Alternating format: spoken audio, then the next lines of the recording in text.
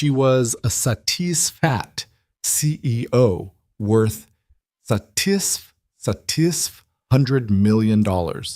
He was the maintenance worker who fixed her office lights. When Victoria Hayes desperately needed a fake boyfriend to fool her parents, she never imagined she'd fall in love with the one man the whole world overlooked. But Ryan Walker had a secret weapon nobody expected, a 6-year-old daughter who would change everything. If you want to see how one lie built the most beautiful family you've ever seen, stay with me until the very end. Hit that like button right now and drop your city in the comments. I want to see just how far this story travels. The fluorescent light in the third-floor bathroom had been flickering for 6 days before anyone bothered to submit a work order. Ryan Walker knew this because he'd noticed it himself on Monday, mentioned it to the facilities coordinator on Tuesday, watched the coordinator forget about it on Wednesday, and finally just wrote up the ticket himself on Thursday afternoon because the stuttering buzz was giving him a headache every time he restocked the paper towel dispensers. That was the thing about being a maintenance worker inside Grayson Tower, one of the tallest corporate buildings in downtown Denver. Nobody noticed the problems until they became unbearable, and nobody noticed the guy who fixed them at all. Ryan stood on the second rung of a stepladder, unscrewing the plastic cover of the fluorescent fixture while the bathroom door swung open behind him. A man in a charcoal suit walked in, glanced at Ryan for half a second the way someone might glance at a piece of furniture, and disappeared into a stall without a word. No hello, no nod. Not even that awkward little smile people gave each other in elevators. Ryan didn't take it personally. He'd stopped taking it personally about 2 years ago. He was 32 years old, 6'1", and built like someone who'd spent his 20s doing physical labor instead of sitting behind a desk. His hands were rough. His brown hair was always a little too long because he kept forgetting to schedule a haircut until Chloe reminded him, and even then he usually just trimmed it himself with kitchen scissors while she sat on the bathroom counter offering unsolicited advice. He had a quiet face, the kind of face people looked right through in crowds. Not ugly, not handsome enough to stop anyone in their tracks. Just forgettable. And he'd made peace with that. Mostly. The fluorescent tube slid out of its housing with a faint click. Ryan held it carefully, stepped down from the ladder, and set the dead tube inside his cart. He pulled a fresh one from the bottom shelf, checked the wattage printed on the end, because the last time he'd grabbed the wrong one, the coordinator had sent him a passive-aggressive email with the subject line, "RE, correct bulbs, please," and climbed back up. The new tube clicked into place, the light hummed to life, steady and clean. "There you go," Ryan muttered to nobody in particular. He packed up his cart and wheeled it into the hallway, the rubber wheels squeaking softly against the polished tile floor. Grayson Tower was a 44-story monument to corporate ambition, all glass and steel and imported marble in the lobby. The kind of building where the elevators played soft jazz and the reception desk always had fresh flowers that cost more per week than Ryan's grocery budget for a month. He'd worked here for 3 years. He knew every supply closet, every thermostat quirk, every elevator that ran slightly slower than the others. He knew which floor managers were polite and which ones treated him like he was part of the wallpaper. Most of them treated him like wallpaper. His radio crackled. "Walker, you done with 3? "Just finished." "Good. We got a request on 27, conference room B. Something's wrong with the projector mount again." Ryan sighed. Conference room B on 27. That was executive territory. The floor where the air smelled different, like expensive cologne and fresh printed money, and the kind of confidence that came from never having to worry about whether your checking account could survive an unexpected car repair. "On my way," he said. He took the service elevator, which was slower and smaller and smelled faintly of cleaning solution. The regular elevators were technically available to all employees, but Ryan had learned early on that stepping into a car full of executives in Italian suits while pushing a maintenance cart created a specific kind of silence. Not hostile, exactly, but uncomfortable enough that he'd rather just take the long way around. The service elevator opened on 27 with a reluctant groan. Ryan pulled his cart into the back hallway and navigated the corridors he knew by heart. Left past the server room, right at the second fire extinguisher, through the door marked Authorized Personnel Only, that opened into the main executive wing. Conference room B was empty when he arrived, which was ideal. Working in occupied rooms meant dodging people's legs, apologizing for existing, and listening to conversations he had no business hearing. He preferred the quiet. The projector mount was loose again, same problem as last month. The bolt that anchored it to the ceiling bracket had been stripped from repeated adjustments. Someone on the AV team kept cranking it too tight, and now the threads were shot. Ryan dug through his toolbox, found a slightly larger bolt that would hold, and spent the next 20 minutes fixing a problem that should have been solved permanently if anyone had listened to his suggestion about replacing the whole bracket 6 months ago. Nobody had listened, obviously. He finished, tested the mount by gently pressing on it from different angles, and was packing up his tools when his phone buzzed in his pocket. He pulled it out, already knowing who it was before he looked at the screen. A text from Chloe's after-school program coordinator. "Hi, Mr. Walker. Just a reminder that pickup is at 5:30 today. Chloe says she made you a surprise, so prepare yourself." Kate. Ryan smiled.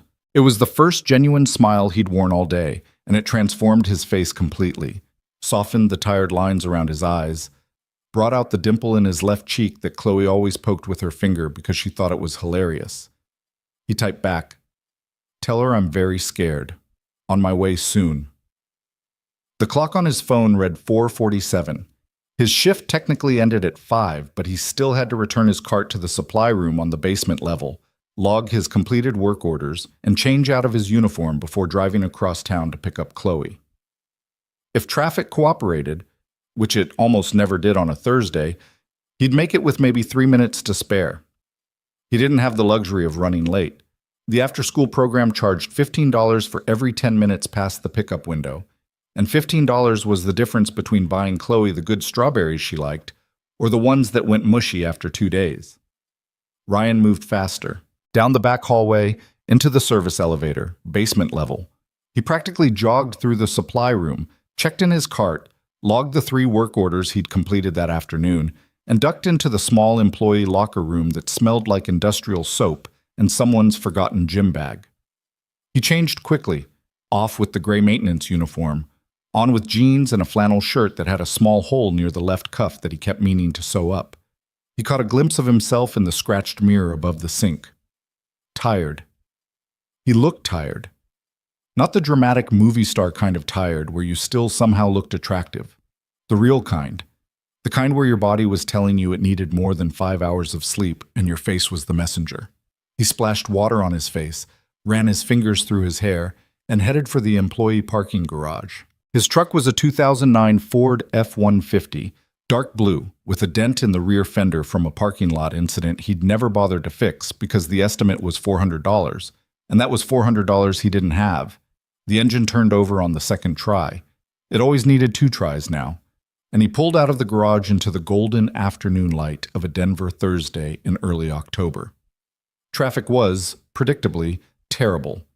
Ryan sat in the slow crawl on I-25, drumming his fingers on the steering wheel, watching the clock on the dashboard tick closer to 5:30 with the kind of quiet anxiety that had become background noise in his life.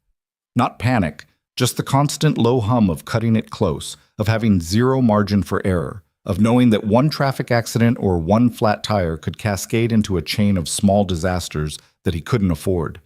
He made it to Bright Future's after-school program at 5:26, 4 minutes to spare.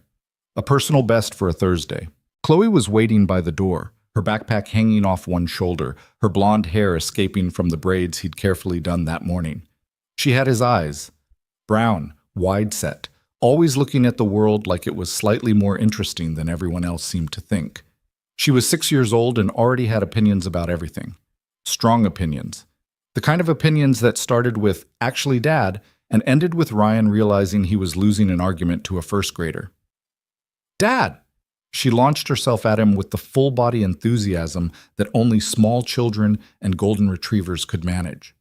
He caught her, swung her up onto his hip.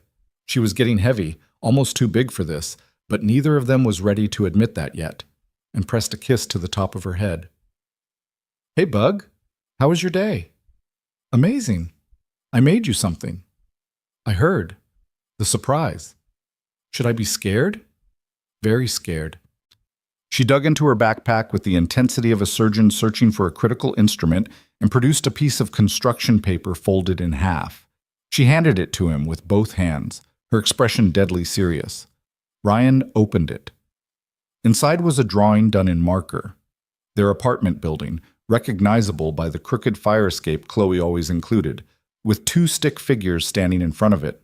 One tall, one small, both smiling. Above them, in wobbly capital letters, it said, "Best dad in the whole world." Whole, Chloe corrected herself before he could say anything. Ms. Patterson told me after. W-H-O-L-E.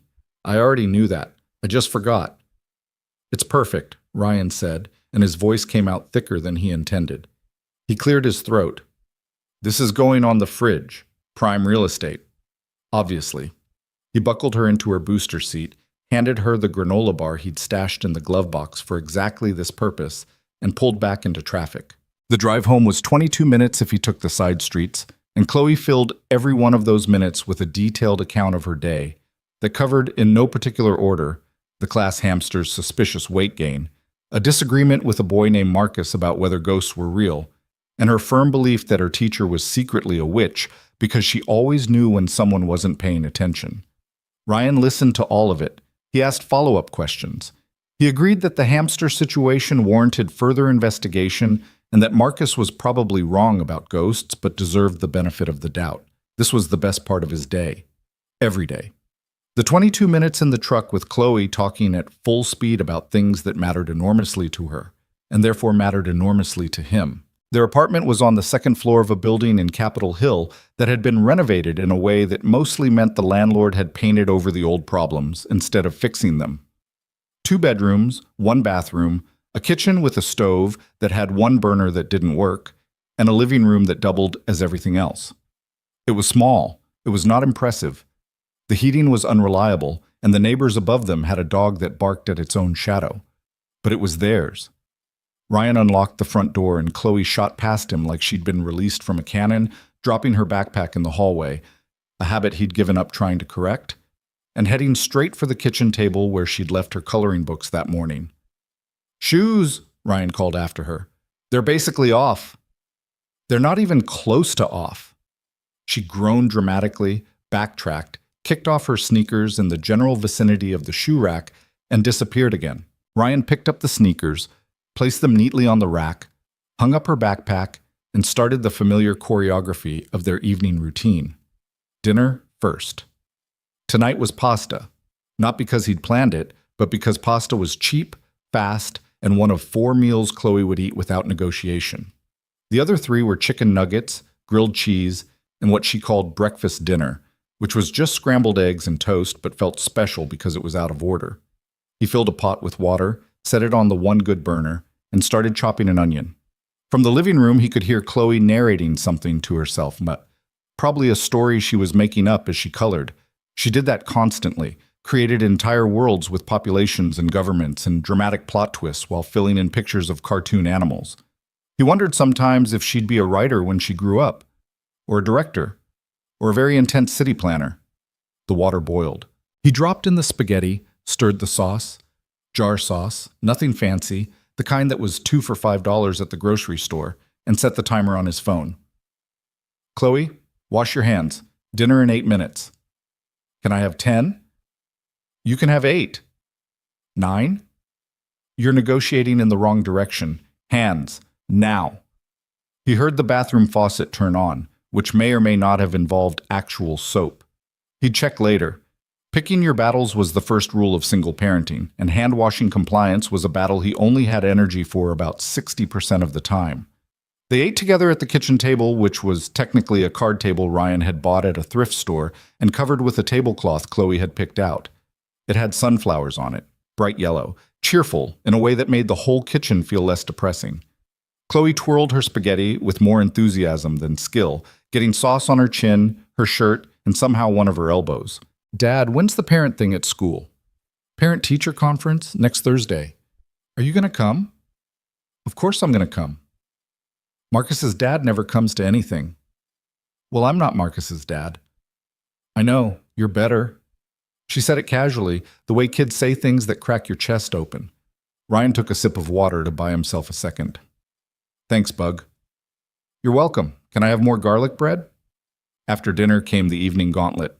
Homework, which tonight was a worksheet about rhyming words that Chloe powered through in 4 minutes while asking Ryan to time her. Bath, which involved a negotiation about water temperature and a lengthy performance involving rubber ducks. And finally, the sacred bedtime ritual that had remained unchanged since Chloe was 4. She picked the book. He read it. She asked questions that had nothing to do with the book. He answered them anyway. She asked for water. He got her water. She asked for one more chapter. He said no. She asked again. He said, okay, one more. She fell asleep halfway through it. Ryan sat on the edge of her bed for a long moment after her breathing evened out. Her room was small, barely big enough for the twin bed, a dresser, and the bookshelf he'd built from scrap wood that leaned slightly to the left, no matter how many times he shimmed it. The walls were covered in her artwork, a rotating gallery of marker drawings and watercolor experiments taped up with the colored tape she'd begged him to buy. She looked so peaceful when she slept, so completely unbothered by the fact that their apartment was too small and their truck needed 2 tries to start, and her dad was the guy nobody noticed at work. She didn't know about any of that. She didn't know that her mother had left when she was 11 months old. She didn't know that Ryan had spent the first year after that barely sleeping, barely eating, learning how to warm a bottle with one hand while bouncing a screaming baby with the other at 3 in the morning in an apartment with no help and no plan. She didn't know, and Ryan was determined to keep it that way for as long as possible. Not the truth, she'd learn that eventually, and he'd tell her honestly when she was ready. But the weight of it, the heaviness. She didn't need to carry that. He carried it for both of them, and he'd carry it for as long as his legs held out. He kissed her forehead, turned on her nightlight, the one shaped like a crescent moon that cast a warm gold glow across the ceiling, and pulled her door almost closed, leaving it open just a crack the way she liked. Then he went to the kitchen, poured himself a glass of water because he couldn't afford anything more interesting, and sat down at the card table in the quiet apartment and stared at the pile of bills he'd been avoiding. Rent, electric, his truck insurance, Chloe's after-school program, the dentist appointment she needed next month that his insurance only partially covered, the shoes she needed because her feet were growing faster than his ability to budget for them. He ran the numbers the way he always did, on the back of an envelope with a pencil, because there was something about seeing it in his own handwriting that made it feel more manageable than a spreadsheet. The math worked out. Barely. It always barely worked out. There was no savings, no cushion, no room for anything to go wrong. And Ryan sat there in the quiet kitchen with the sunflower tablecloth and the one broken burner, and he didn't feel sorry for himself. That was the thing people never understood about his life. He wasn't miserable. He was tired, sure. He was stretched thin. He worried about money constantly and slept too little and sometimes caught himself spacing out at work because his brain was running a background process calculating whether he could swing new winter boots for Chloe and still make rent. But he had Chloe. He had those 22 minutes in the truck. He had the drawings on the fridge and the bedtime stories and the way she said obviously like a tiny CEO who'd already figured out the world. That was enough. It had to be enough. He went to bed at 11, set his alarm for 5:30, and lay in the dark listening to the dog upstairs bark at absolutely nothing. Friday morning started the way every morning started, with Chloe standing next to his bed at 6:15, fully dressed in an outfit she'd picked herself, asking if they could have pancakes. We had pancakes Wednesday. That was 2 days ago. That's basically forever. We're having cereal. What if I said please? Then we'd be having cereal politely. She scowled at him, but it was performative. 2 minutes later, she was sitting at the kitchen table eating Cheerios and telling him about a dream she'd had where their apartment building could fly. Ryan made her lunch, peanut butter and jelly, apple slices, a juice box, and 3 Oreos because he believed strongly that a childhood without occasional Oreos was a childhood not worth having. He packed it in the purple lunchbox she'd chosen at Target with the seriousness of someone selecting a briefcase for their first day at a law firm. He drove her to school, walked her to the front entrance because she still wanted him to, even though some of the other kids got dropped off at the curb, and watched her disappear through the double doors with a wave over her shoulder that was part goodbye and part dismissal. Then he drove to Grayson Tower. The morning was uneventful by maintenance worker standards, which meant he fixed a leaking faucet on 12, replaced a ceiling tile on 8 that had water damage from last month's plumbing incident, and spent 45 minutes in the basement sorting through a shipment of cleaning supplies that had been delivered to the wrong loading dock. It was during his lunch break that things shifted. Ryan ate lunch in the same place every day, a bench in the small courtyard behind Grayson Tower that most employees didn't know existed. It was tucked between the building and the parking garage, shaded by 2 trees that had somehow survived being surrounded by concrete on all sides. He liked it because it was quiet and because nobody else was ever there. Today, someone else was there. A woman sat on the other end of the bench, her back straight, her legs crossed, her attention completely consumed by her phone. She was typing furiously with both thumbs, her jaw tight, her brows drawn together in a way that suggested whoever she was texting was about to have a very bad afternoon. Ryan recognized her. Not personally. They'd never spoken. But he knew who she was, the way every maintenance worker in the building knew who occupied the offices they cleaned. Victoria Hayes, 27th floor. Corner office with the floor-to-ceiling windows that he'd cleaned the inside of exactly once during a weekend shift, and had spent the entire time trying not to think about what it would be like to see that view every morning instead of a basement supply closet. She was the youngest senior executive in the company's history. He'd overheard that from 2 women in the elevator once. Something about her being a prodigy, fast-tracked, the kind of career trajectory that made older executives nervous. He didn't know the details. He didn't follow office politics. He just knew she was important, she was busy, and she was currently sitting on his bench. He sat down on the opposite end, leaving a respectful amount of space, and unwrapped his sandwich. Turkey and Swiss on whole wheat. He'd made it that morning while half asleep, and the mustard distribution was uneven, but it was food. Victoria didn't look up. Her thumbs kept moving. Her phone buzzed. She read whatever came back and made a sound. Not quite a word, more like a sharp exhale through her nose that communicated an entire paragraph of frustration. Ryan ate his sandwich. He didn't stare. He didn't try to start a conversation. He'd spent 3 years in this building learning that people on the upper floors did not want to chat with people who unclogged their toilets. But then her phone rang, and the conversation that followed was impossible to ignore. Not because Ryan was eavesdropping. The courtyard was 15 feet wide, and she wasn't exactly whispering. "Mom! Mom! No, I'm at work. I can't. Yes, I know it's next Saturday. I know. I've known for 3 months because you've reminded me approximately 47 times." Ryan stared at his sandwich with great focus. "No, I'm not bringing anyone, because there's no one to bring. We've been over this." Her voice had the controlled tone of someone who'd had this exact argument so many times that the words came out pre-formatted. "I'm not. No. Mom, listen to me. I don't have a boyfriend. I don't have time for a boyfriend. I barely have time to eat lunch, which, by the way, I'm supposed to be doing right now." Ryan took a very deliberate bite of his sandwich. The mustard was all on the left side. Tragic. "I know Dad's worried. I know you're worried. I know Aunt Patricia's worried, and frankly, Aunt Patricia should worry about her own—" Victoria stopped herself, breathed. I'm sorry, I just— Can we please not do this right now?" A pause. A long one. "I love you too, Mom. I'll be there Saturday, alone, like always." She hung up and sat very still for about 5 seconds. Then she pressed both palms against her face and said, very quietly, "I'm going to lose my mind." Ryan should have stayed out of it. He knew he should have stayed out of it. He was a maintenance worker eating a lopsided sandwich on a bench. He was nobody. She was a corner office executive with her name on a parking spot. They existed in different galaxies. But the thing about Ryan Walker was that he was constitutionally incapable of watching someone suffer in his immediate vicinity without at least acknowledging it. It was the same impulse that made him fix the flickering light before anyone filed a ticket. The same instinct that made him pick up trash in the stairwell that wasn't technically his responsibility.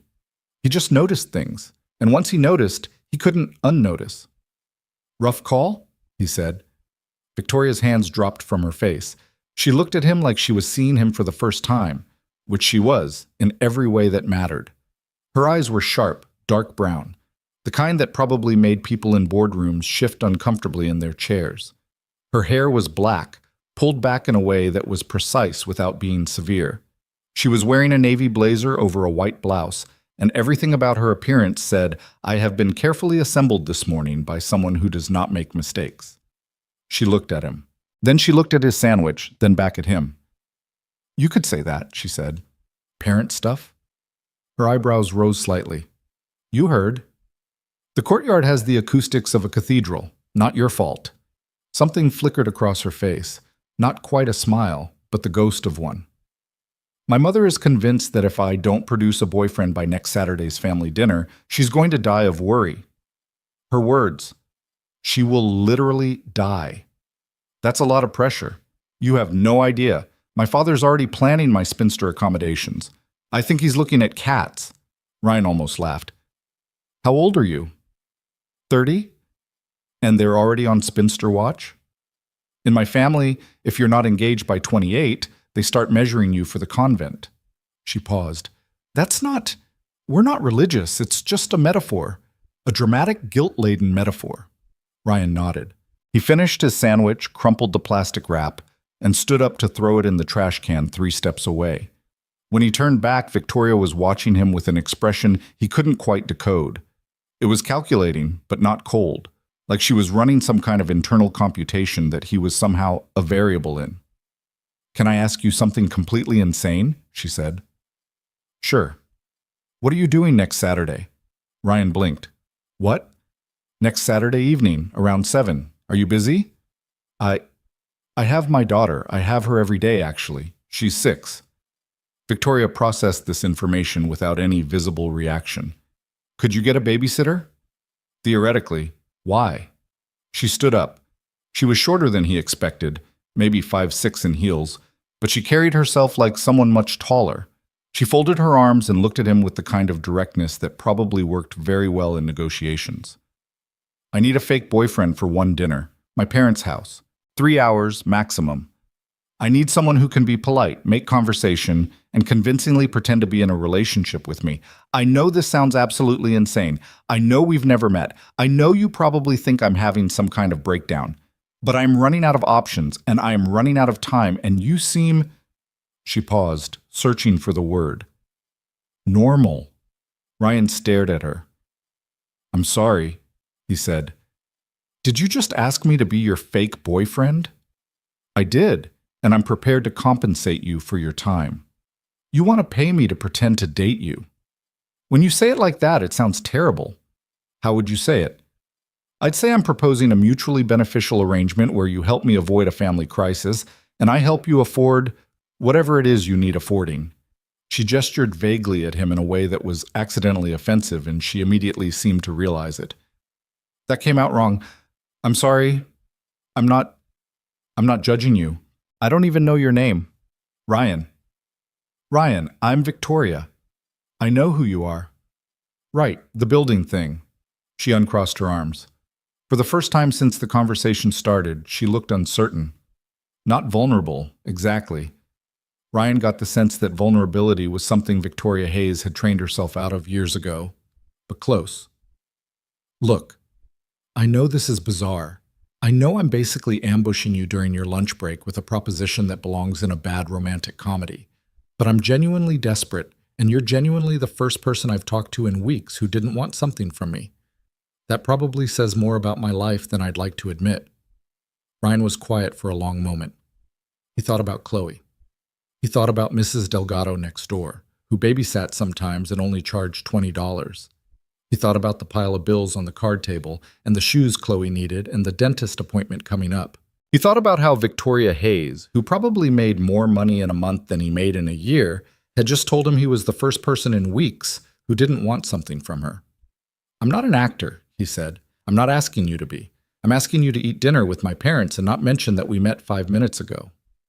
What would I tell them? That we've been seeing each other for a few months, that you're whatever you are. You don't have to lie about yourself. Just lie about us. Ryan rubbed the back of his neck. This was, without question, the strangest conversation he'd ever had. And he'd once had a 20-minute argument with a 5-year-old about whether the moon was a planet, so his bar was high. "One dinner," he said. "One dinner. 3 hours. Maximum. And you're not going to make this weird at work. I barely know what floor the maintenance office is on. We will never interact professionally. He looked at her. She looked at him. The October sun cut through the gap between the buildings and lit up the courtyard bench like a stage. Okay, Ryan said. Victoria blinked. Okay? Yeah, okay, I'll do it. Just like that? You want me to make it harder? No, I absolutely do not. She pulled out her phone. Give me your number. I'll send you the details. They exchanged numbers with the awkward efficiency of two people who couldn't quite believe what they'd just agreed to. Victoria's phone buzzed again, the office reclaiming her, and she was already turning to leave when she paused. Ryan. Yeah? Thank you. I mean it. Don't thank me yet. You haven't seen me at a dinner party. She almost smiled. Almost. Then she was gone, heels clicking against the concrete, disappearing back into the tower where she belonged, leaving Ryan standing in the courtyard with his crumpled sandwich wrapper and the distinct feeling that he'd just made either the best or worst decision of his adult life. He went back to work. He replaced a smoke detector battery on 14. He fixed a squeaky door hinge on 9. He did not think about Victoria Hayes. He thought about Victoria Hayes constantly, not in a romantic way.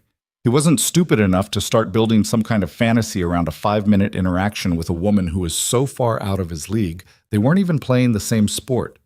He thought about it the way you thought about any decision that deviated sharply from your normal routine. The logistics, the risks, the way Chloe's face would look when he told her daddy was going out on Saturday night, which was something that literally never happened. He picked Chloe up at 5:28. She had another drawing. This one featured the class hamster, significantly larger than the other animals, towering over the school like a benevolent furry monster. Ryan put it on the fridge next to the first one. Prime real estate was getting crowded. Over dinner, grilled cheese night, Chloe studied him across the table with the unsettling perceptiveness that 6-year-olds occasionally deployed without warning. You look different, she said. Different how? I don't know, like you're thinking about something. I'm always thinking about something. Yeah, but usually it's boring stuff, bills and schedules and boring stuff. This is a different kind of thinking. Ryan looked at his daughter, this small person who knew him better than anyone else on the planet, and marveled for the 1,000th time at the fact that he'd somehow been entrusted with her care. I might go out Saturday night, he said, just for a few hours. Mrs. Delgado would come over. Chloe's eyes went wide. Go out? Like out? Like leaving the apartment for non-grocery reasons? It's not a big deal. It's a huge deal. You never go anywhere. That's not true. I go to work. That doesn't count, and you know it. He couldn't argue with that. It's just a dinner. A friend asked me to help with something. What friend? You don't have friends. Thanks, Chloe. Really appreciate that. I didn't mean it mean. I just meant you don't hang out with people. You hang out with me. And you're excellent company. I know, but you should also have other people. Miss Patterson says humans are social creatures. Miss Patterson sounds very wise. She is, except for the witch part. Ryan smiled. He cleaned up dinner, supervised bath time, read 2 chapters of a book about a mouse who solved mysteries, and put Chloe to bed. Then he sat in the living room and stared at his phone, where a text from an unknown number, now saved as Victoria Hayes, had arrived during dinner. Saturday, 6:45 p.m. pickup. I'll send the address. Dress code is smart casual. My parents are warm but observant. My mother will ask about your job. My father will ask about your intentions. My Aunt Patricia will ask about everything else. I'll prep you beforehand. Thank you again, Ryan. I owe you. Ryan read the message twice. He thought about typing something clever, decided he wasn't clever, and typed, "Got it. See you Saturday." He put his phone down. He looked at the fridge where Chloe's drawings were held up by magnets shaped like fruit, and the best dad in the whole world. Card sat in the center, wrinkled and smudged and perfect. One dinner, 3 hours. A harmless favor for a stranger. He had no way of knowing that it would be so much more than that. The rest of the week passed the way weeks always passed in Ryan's life, in a blur of routine so consistent it felt almost meditative. Wake up, make breakfast, drive Chloe to school, go to work, fix things nobody noticed were broken, pick up Chloe, make dinner, do the bedtime ritual, stare at the bills, go to sleep, repeat. The rhythm was so familiar that the days almost didn't need him to be fully present for them. His body knew the choreography. His mind was free to wander, and it wandered against his better judgment toward Saturday. Victoria texted him twice during the week, once on Tuesday, with a brief biography of her parents, names, occupations, conversational landmines to avoid, written with the clinical precision of a corporate briefing document. Richard and Eleanor Hayes. He was a retired attorney. She was a former professor of art history who now spent her time managing the family's philanthropic foundation and apparently worrying obsessively about her daughter's love life. The second text came Thursday evening. I should warn you, my family is wealthy.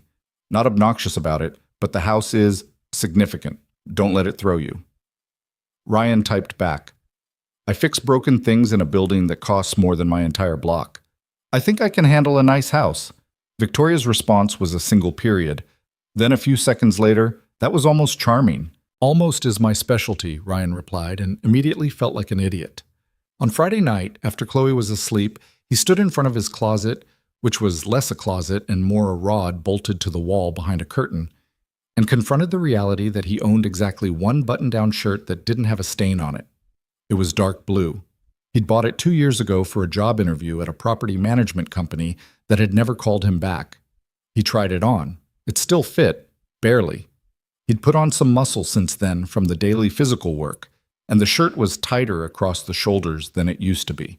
Not tight enough to look ridiculous, but enough that he'd need to avoid any dramatic arm movements.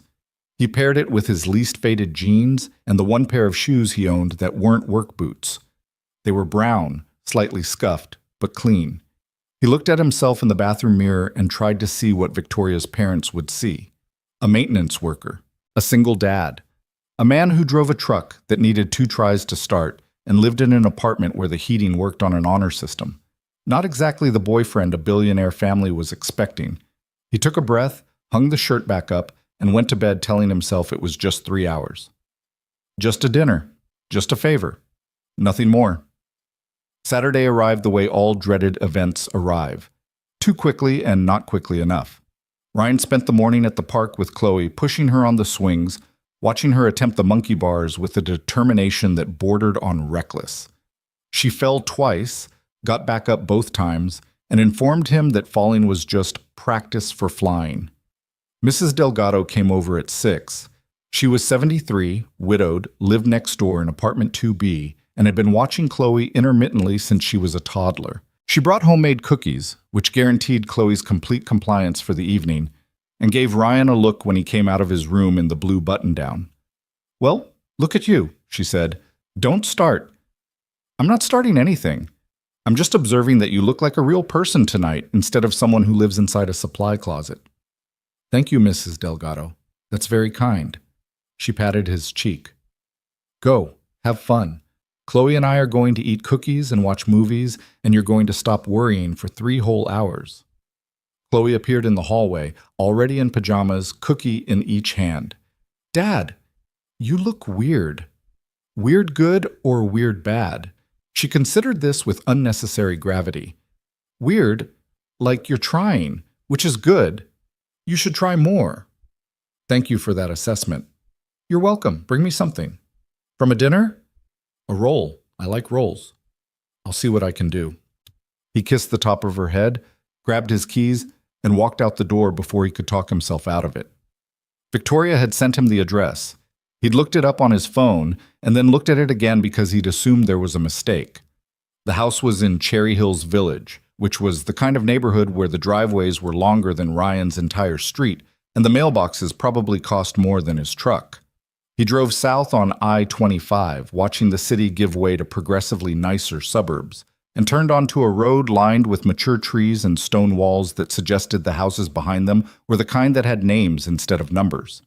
The Hayes residence was at the end of a cul-de-sac, behind a wrought iron gate that opened automatically when he pulled up, presumably because Victoria had given them his license plate number. The driveway curved through a landscaped yard, past a fountain that was actually running. A fountain. In a yard, like this was Versailles, and ended in a circular turnaround in front of a house that was. It was a lot of house. Stone and timber, 3 stories, with windows that glowed warmly in the October dusk. Not showy in the way of new money. No columns, no gold fixtures, no marble lions guarding the entrance. Just quietly, confidently enormous. The kind of house that didn't need to announce its wealth because its existence was announcement enough. Ryan parked his dented F-150 between a Mercedes and a BMW and sat in the truck for a full minute, both hands on the steering wheel, questioning every decision he'd made that week. Then his phone buzzed. A text from Victoria. "I see your truck. Stop panicking and come inside." He got out, walked to the front door, rang the bell. Victoria opened it herself. She was wearing a dark green dress that looked simple and probably cost more than his rent. Her hair was down. He'd only ever seen it pulled back at work, and it changed her face, softened it somehow. She looked like a different person, or maybe the same person, just a version who wasn't performing for a boardroom.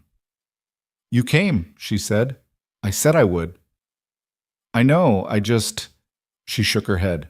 "Never mind, come in. And remember, we've been dating for 3 months. We met at a coffee shop. You like hiking. I'm trying to be less of a workaholic. That's the story."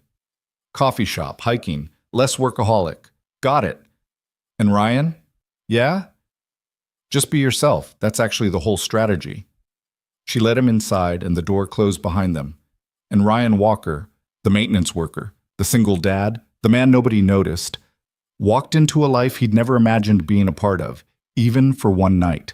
The foyer smelled like roasted garlic and fresh rosemary, and something sweet baking somewhere deep in the house. Ryan registered all of it in the 3 seconds before a woman appeared from around the corner with a wine glass in one hand and an expression that could only be described as strategic delight. "So this is him," Eleanor Hayes said.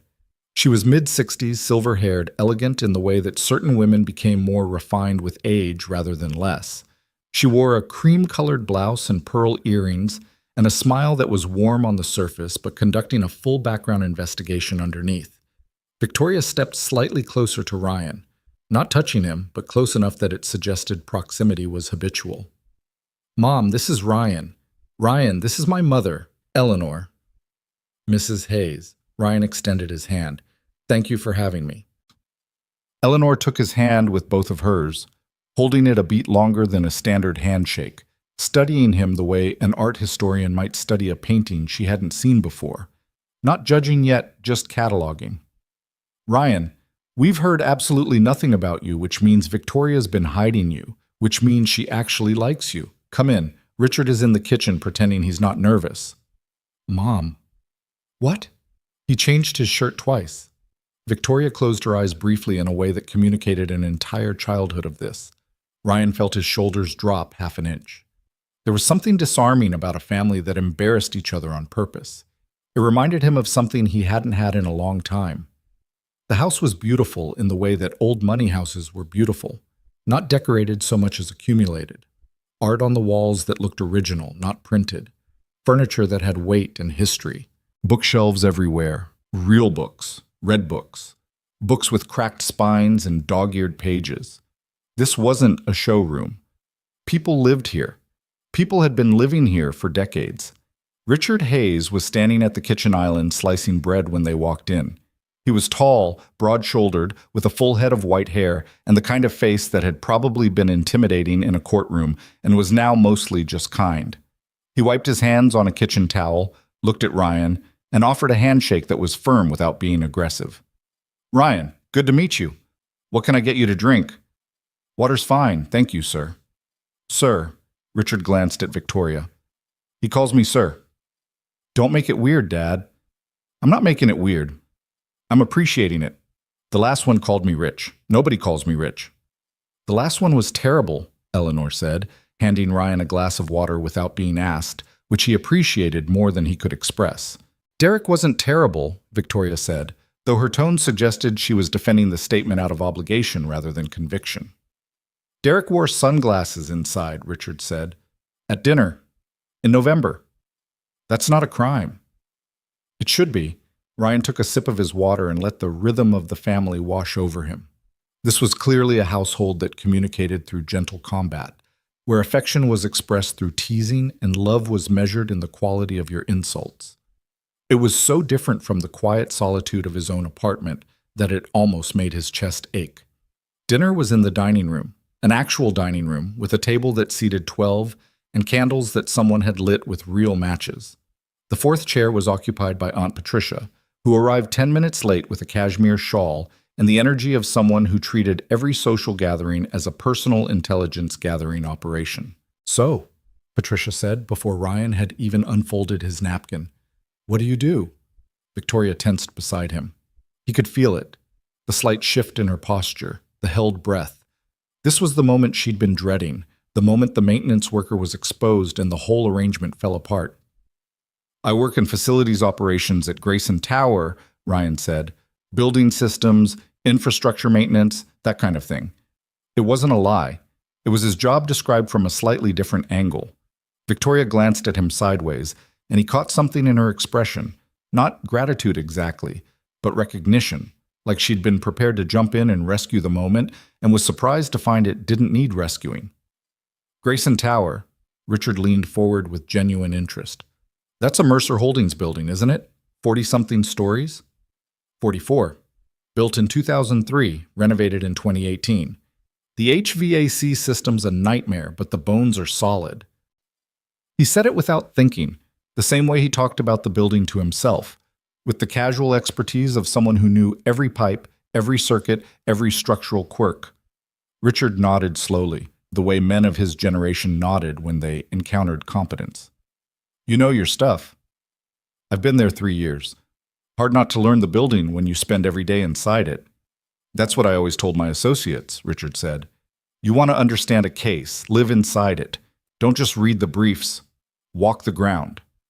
Eleanor served dinner, roasted chicken, potatoes, a salad with something fancy in it that Ryan couldn't identify but tasted incredible. And the conversation moved the way dinner conversations did in families like this, jumping from topic to topic, circling back, overlapping. Patricia asked about Ryan's education. He told her he'd done 2 years of college before dropping out. He didn't explain why, that his girlfriend at the time had gotten pregnant and he'd chosen work over school because someone had to, and that girlfriend had chosen to leave 11 months later because she'd decided motherhood was a mistake she could walk away from. He didn't mention any of that. He just said he'd taken a different path, and the way he said it left no room for pity. "And Victoria tells us you have a daughter," Eleanor said, and the way she said it, gently, carefully, like she was unwrapping something fragile, made Ryan realize that Victoria had prepped her family the same way she'd prepped him. "Chloe, she's 6. She's—" He paused, searching for the right word, and smiled without meaning to. "She's the best thing that ever happened to me." The table went quiet. Not uncomfortable quiet. The kind of quiet that happens when someone says something so plainly true that no one wants to talk over it.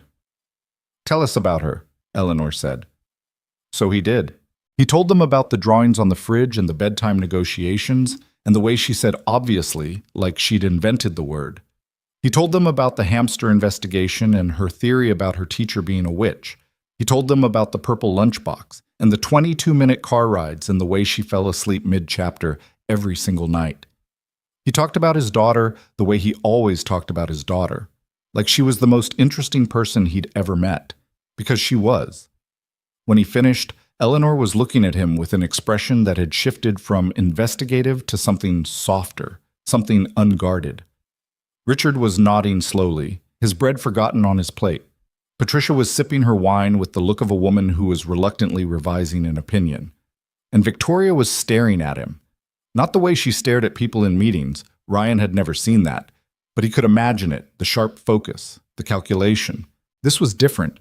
She was looking at him like she was seeing something she hadn't expected to find, something she didn't have a category for, and the discovery had caught her so off guard that she'd forgotten to hide it. She looked away when she realized he'd noticed. The rest of dinner passed easily.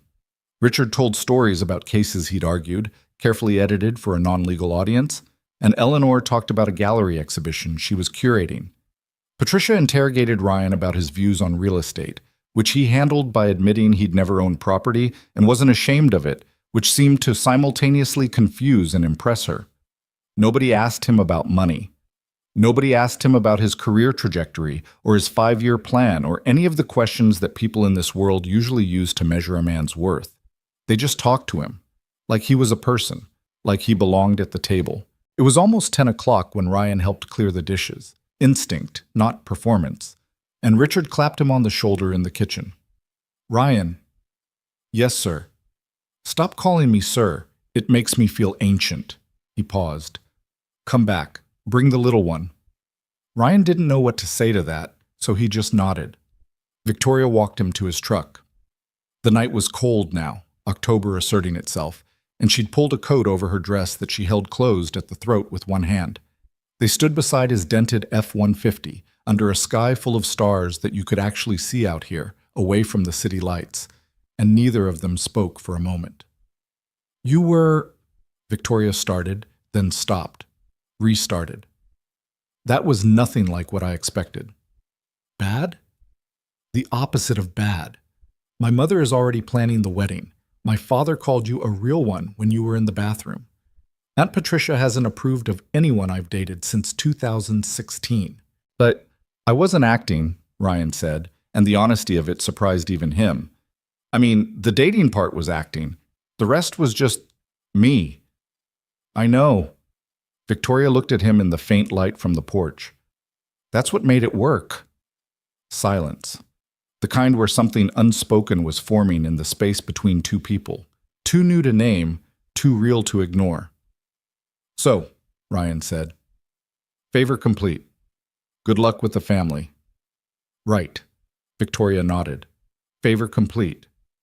He opened his truck door. The engine turned over on the second try, same as always. He pulled down the driveway, through the gate, and onto the dark road.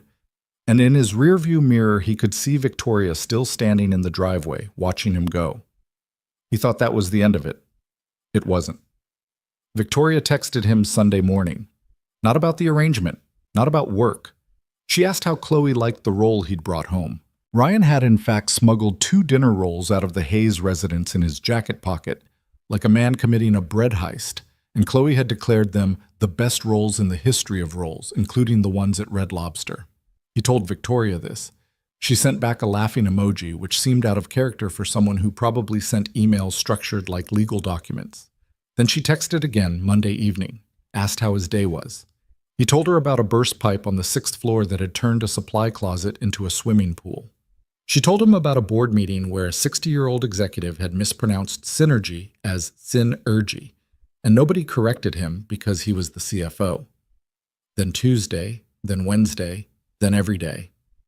The conversations were short at first, 5 or 6 messages, traded between the cracks of their very different schedules. But they got longer.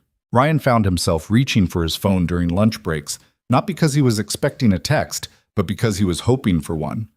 Victoria found herself typing messages during conference calls, hiding her phone under the table like a teenager passing notes in class, which was so unlike her professional image that it actually made her laugh at herself.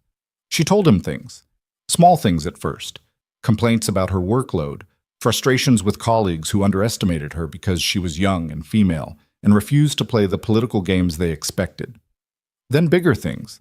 How she'd built her career by being the person who worked harder, stayed later, prepared more thoroughly than anyone else in the room, and how the cost of that was a life so empty of personal connection that her mother's phone calls were sometimes the only non-work conversations she had all week. "That's not healthy," Ryan said during one of their phone calls. They'd graduated from texting to calling somewhere around the second week because Ryan typed too slowly and Victoria talked too fast. "I know it's not healthy. Do you do anything that's not work?" A pause. "I go to the gym." "That doesn't count." "Why not?" "Because you probably treat it like work. You probably have a spreadsheet for your reps." The silence on the other end told him he was exactly right. "I used to paint," she said quietly. "In college. Watercolors, mostly. Landscapes. It was the one thing I did that nobody graded me on." "Why'd you stop?" "Because nobody graded me on it." Ryan understood that more than he wanted to admit.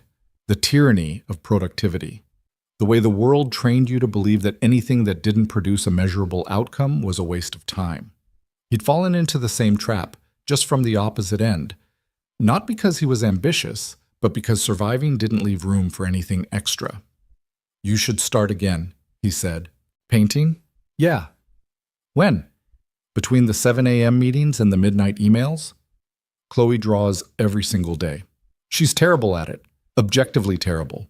Her people don't have necks and her dogs look like potatoes, but she does it because it makes her happy, and she doesn't care that it's not perfect.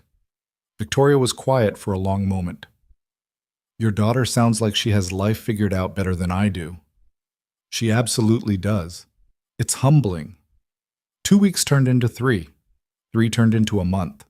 Ryan didn't know what to call what was happening between them. It wasn't dating. They hadn't gone on a date. It wasn't friendship. Friends didn't make his stomach drop when their name appeared on his phone screen. It was something in between, something still forming, like wet concrete that hadn't set yet. Still shapeable. Still uncertain. Then Victoria met Chloe, and everything accelerated. It happened on a Saturday.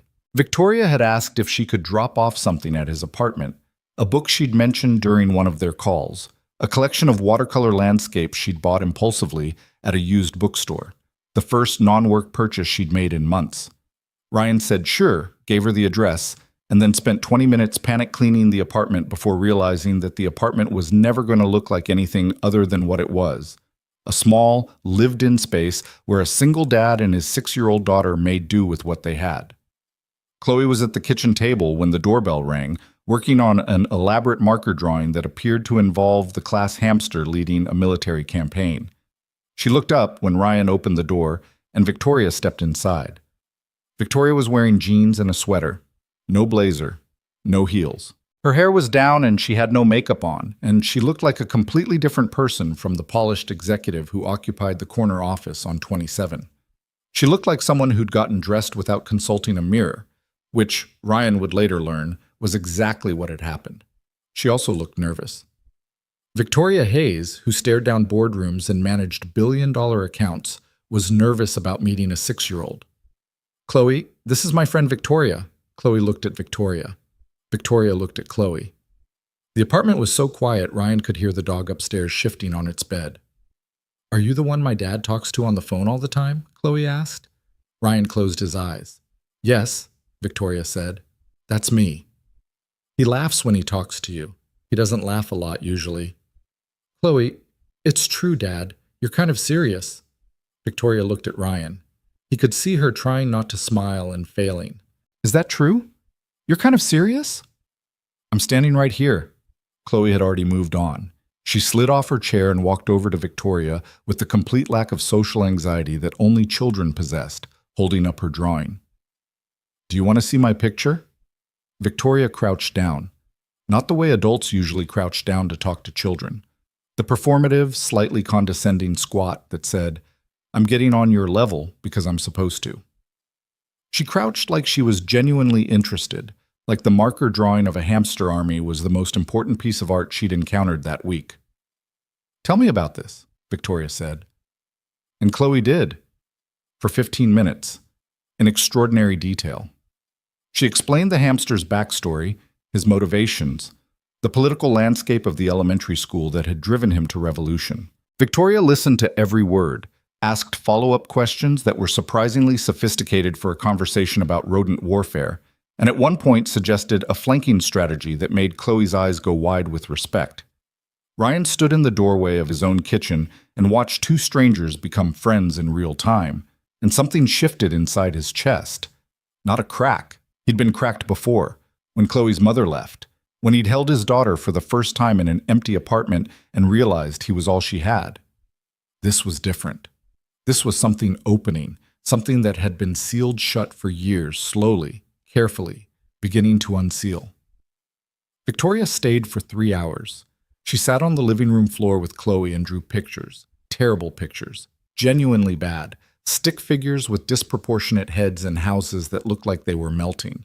Chloe was delighted. She'd never had an adult who was willing to be as bad at drawing as she was, and the 2 of them turned it into a competition to see who could draw the worst horse, which devolved into hysterical laughter that filled the small apartment in a way Ryan hadn't heard in years. He sat on the couch and watched them. He didn't say much. He didn't need to. When Victoria left, Chloe stood at the window and watched her car pull away from the curb. Dad? Yeah, Bug. Is she going to come back? The question hit Ryan harder than Chloe probably intended, because embedded in it was every loss the girl had ever experienced, compressed into 5 words. She'd learned early, too early, that people left. Her mother had left. Ryan's parents had left, moved to Florida, called on birthdays, and forgot the rest. The babysitter before Mrs. Delgado had left. The world had taught Chloe that people were temporary, and now she was asking the only person she fully trusted whether this new person would follow the same pattern. I don't know, Ryan said, because he'd promised himself a long time ago that he would never lie to his daughter about things that mattered. I want her to. I know. She's really bad at drawing horses. The worst I've ever seen. I like her, Dad. Ryan looked at his daughter's face in the fading afternoon light, the hope in it, the vulnerability she was too young to hide, and he felt the weight of a decision forming that was bigger than anything he'd agreed to in a courtyard over a turkey sandwich. I like her too, he said. That night, after Chloe was asleep, Ryan sat on the couch and held his phone and thought about calling Victoria and thought about not calling Victoria and thought about how complicated his life was about to become if he did anything other than walk away right now. He called her. She wants you to come back, he said without preamble. Chloe? Yeah. Silence. Then very quietly. I want to come back too. Victoria. I know what you're going to say, that this started as a favor, that it was supposed to be one dinner, that your daughter is involved now, and you can't afford to let someone into her life who might not stay. That's exactly what I'm going to say. Then let me say this first. He heard her take a breath, the kind of breath people took before they said something they couldn't take back. I haven't felt like myself in years. I've been performing, at work, with my family, in every relationship I've ever had. I perform because that's what's expected and that's what's safe. And today, sitting on your living room floor drawing terrible horses with your daughter was the first time in as long as I can remember that I wasn't performing. I was just there, present, happy. Ryan didn't say anything for a long time.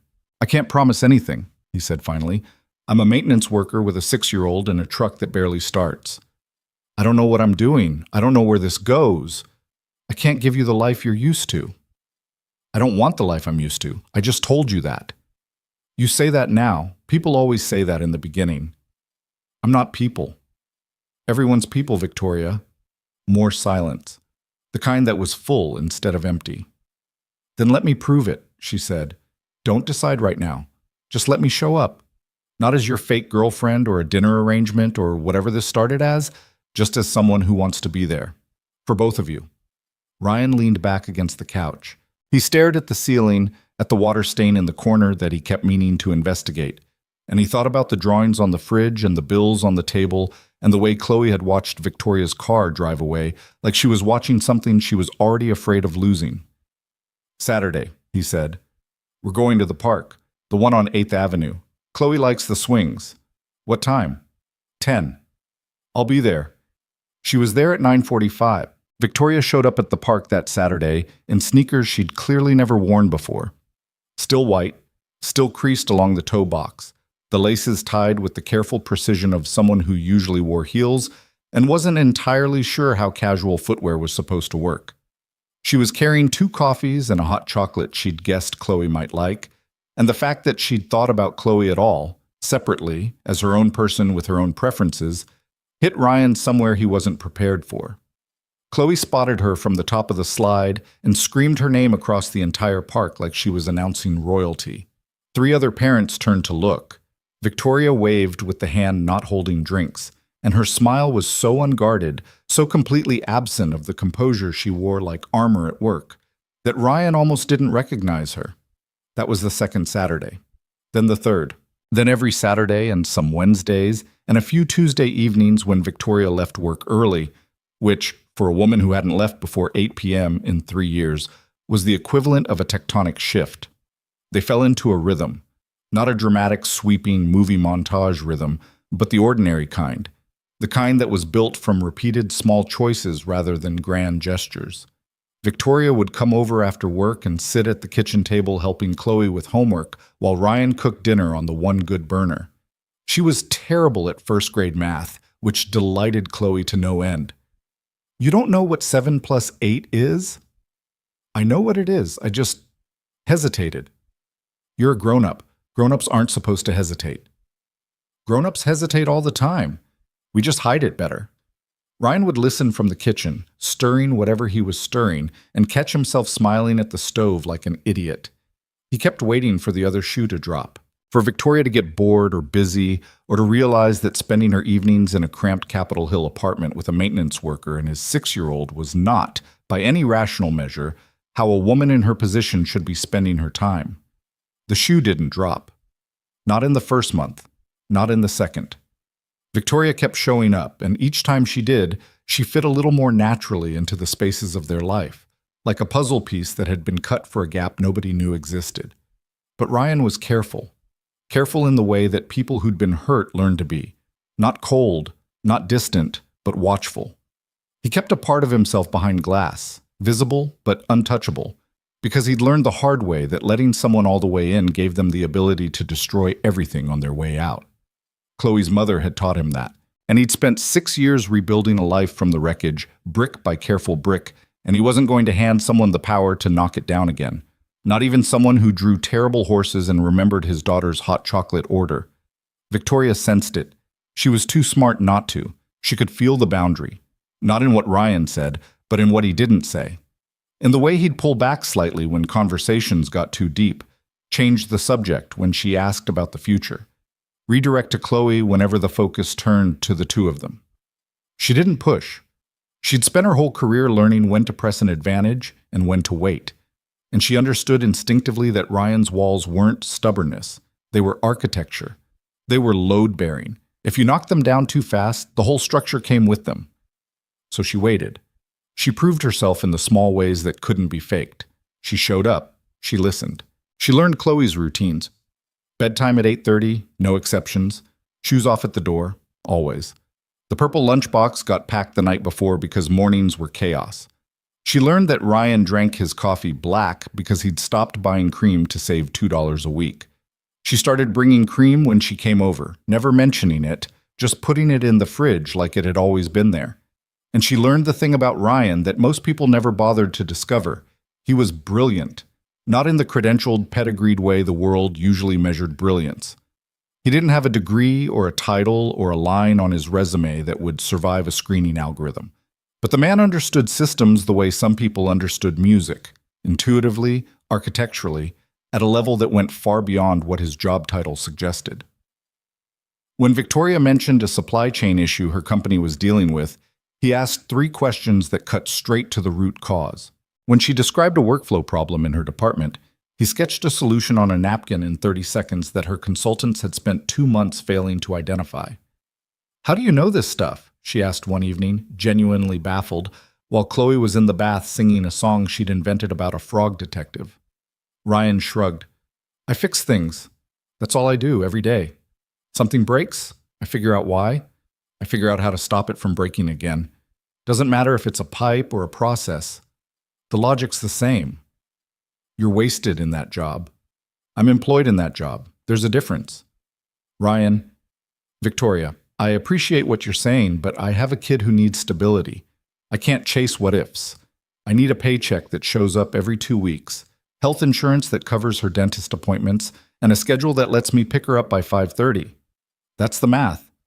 Everything else is just noise." She didn't argue, but she filed it away, the way she filed everything away, in the organized, strategic mind that had built a career out of seeing potential where others saw limitations.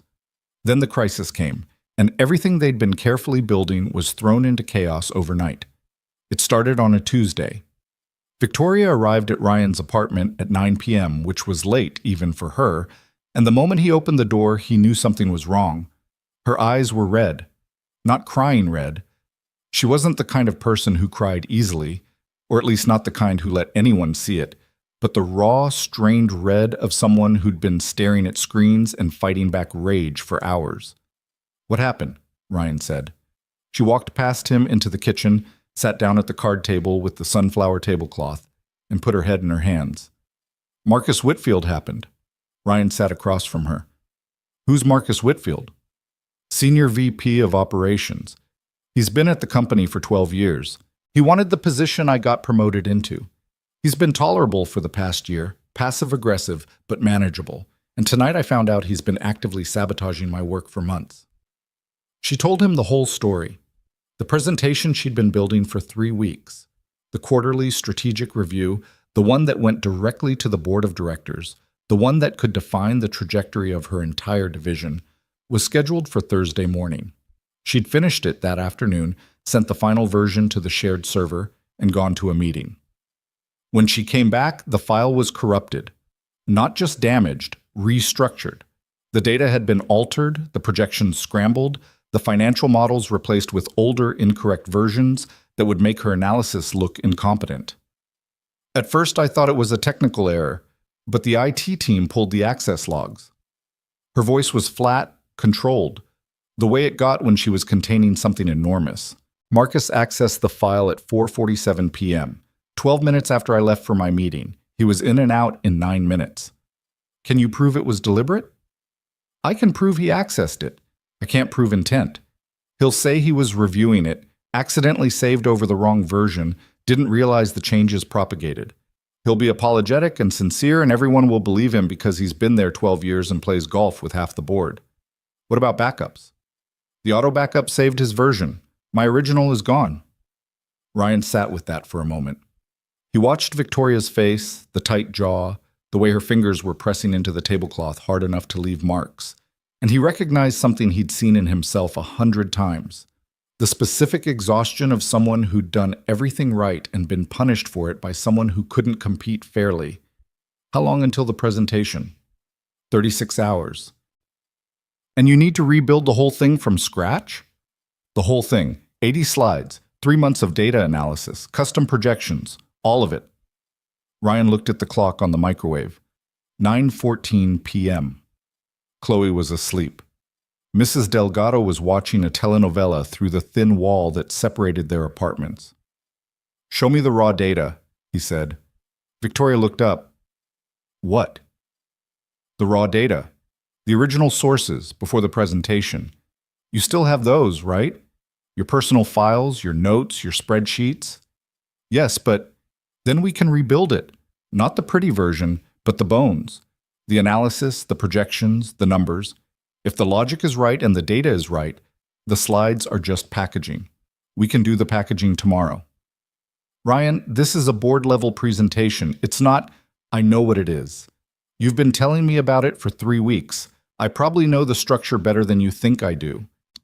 He stood up, walked to the counter, and started a pot of coffee. You said the core issue is that your division's operational costs are tracking 15% above projection because of the logistics vendor switch in Q2. The presentation argues that the overage is a temporary adjustment cost that will normalize by Q4 and actually save money long term. The data supports it, but only if you model the full 18-month transition window instead of the 6-month snapshot the board usually looks at. Victoria stared at him. What? He said. You remembered all of that? You told me about it Tuesday, Wednesday, and Thursday last week. I listen. Something shifted in her face. The controlled composure cracked just slightly, and underneath it Ryan caught a glimpse of something that looked like gratitude so intense it bordered on grief. The particular pain of realizing that someone was paying attention to your life when you'd grown accustomed to being alone in it. Okay, she said, and her voice was rough. Okay, let me get my laptop. They worked until 3 in the morning. Victoria pulled up the raw data on her laptop while Ryan sat beside her at the card table, and what followed was the strangest and most effective collaboration either of them had ever experienced. Victoria knew the business, the strategy, the language, the political landscape of what the board needed to hear. Ryan knew systems, how to organize chaos, how to find the through line in a mess of data, how to structure information so it told a story instead of just reporting numbers. He didn't know PowerPoint. Victoria did. He didn't understand corporate finance, but he understood logic and he understood flow, and when Victoria got lost in the weeds of a particular data set, trying to reconstruct a projection she'd spent 2 weeks refining, Ryan would pull her out by asking the question that mattered. What are you trying to prove with this slide? Say it in one sentence. She'd say it. He'd nod. And suddenly the path forward was obvious. By midnight, they had the framework rebuilt. By 1 a.m., the data was populated. By 2, the projections were running. And Ryan was double-checking the math on his phone calculator because he didn't trust the spreadsheet formulas Victoria was entering at speed.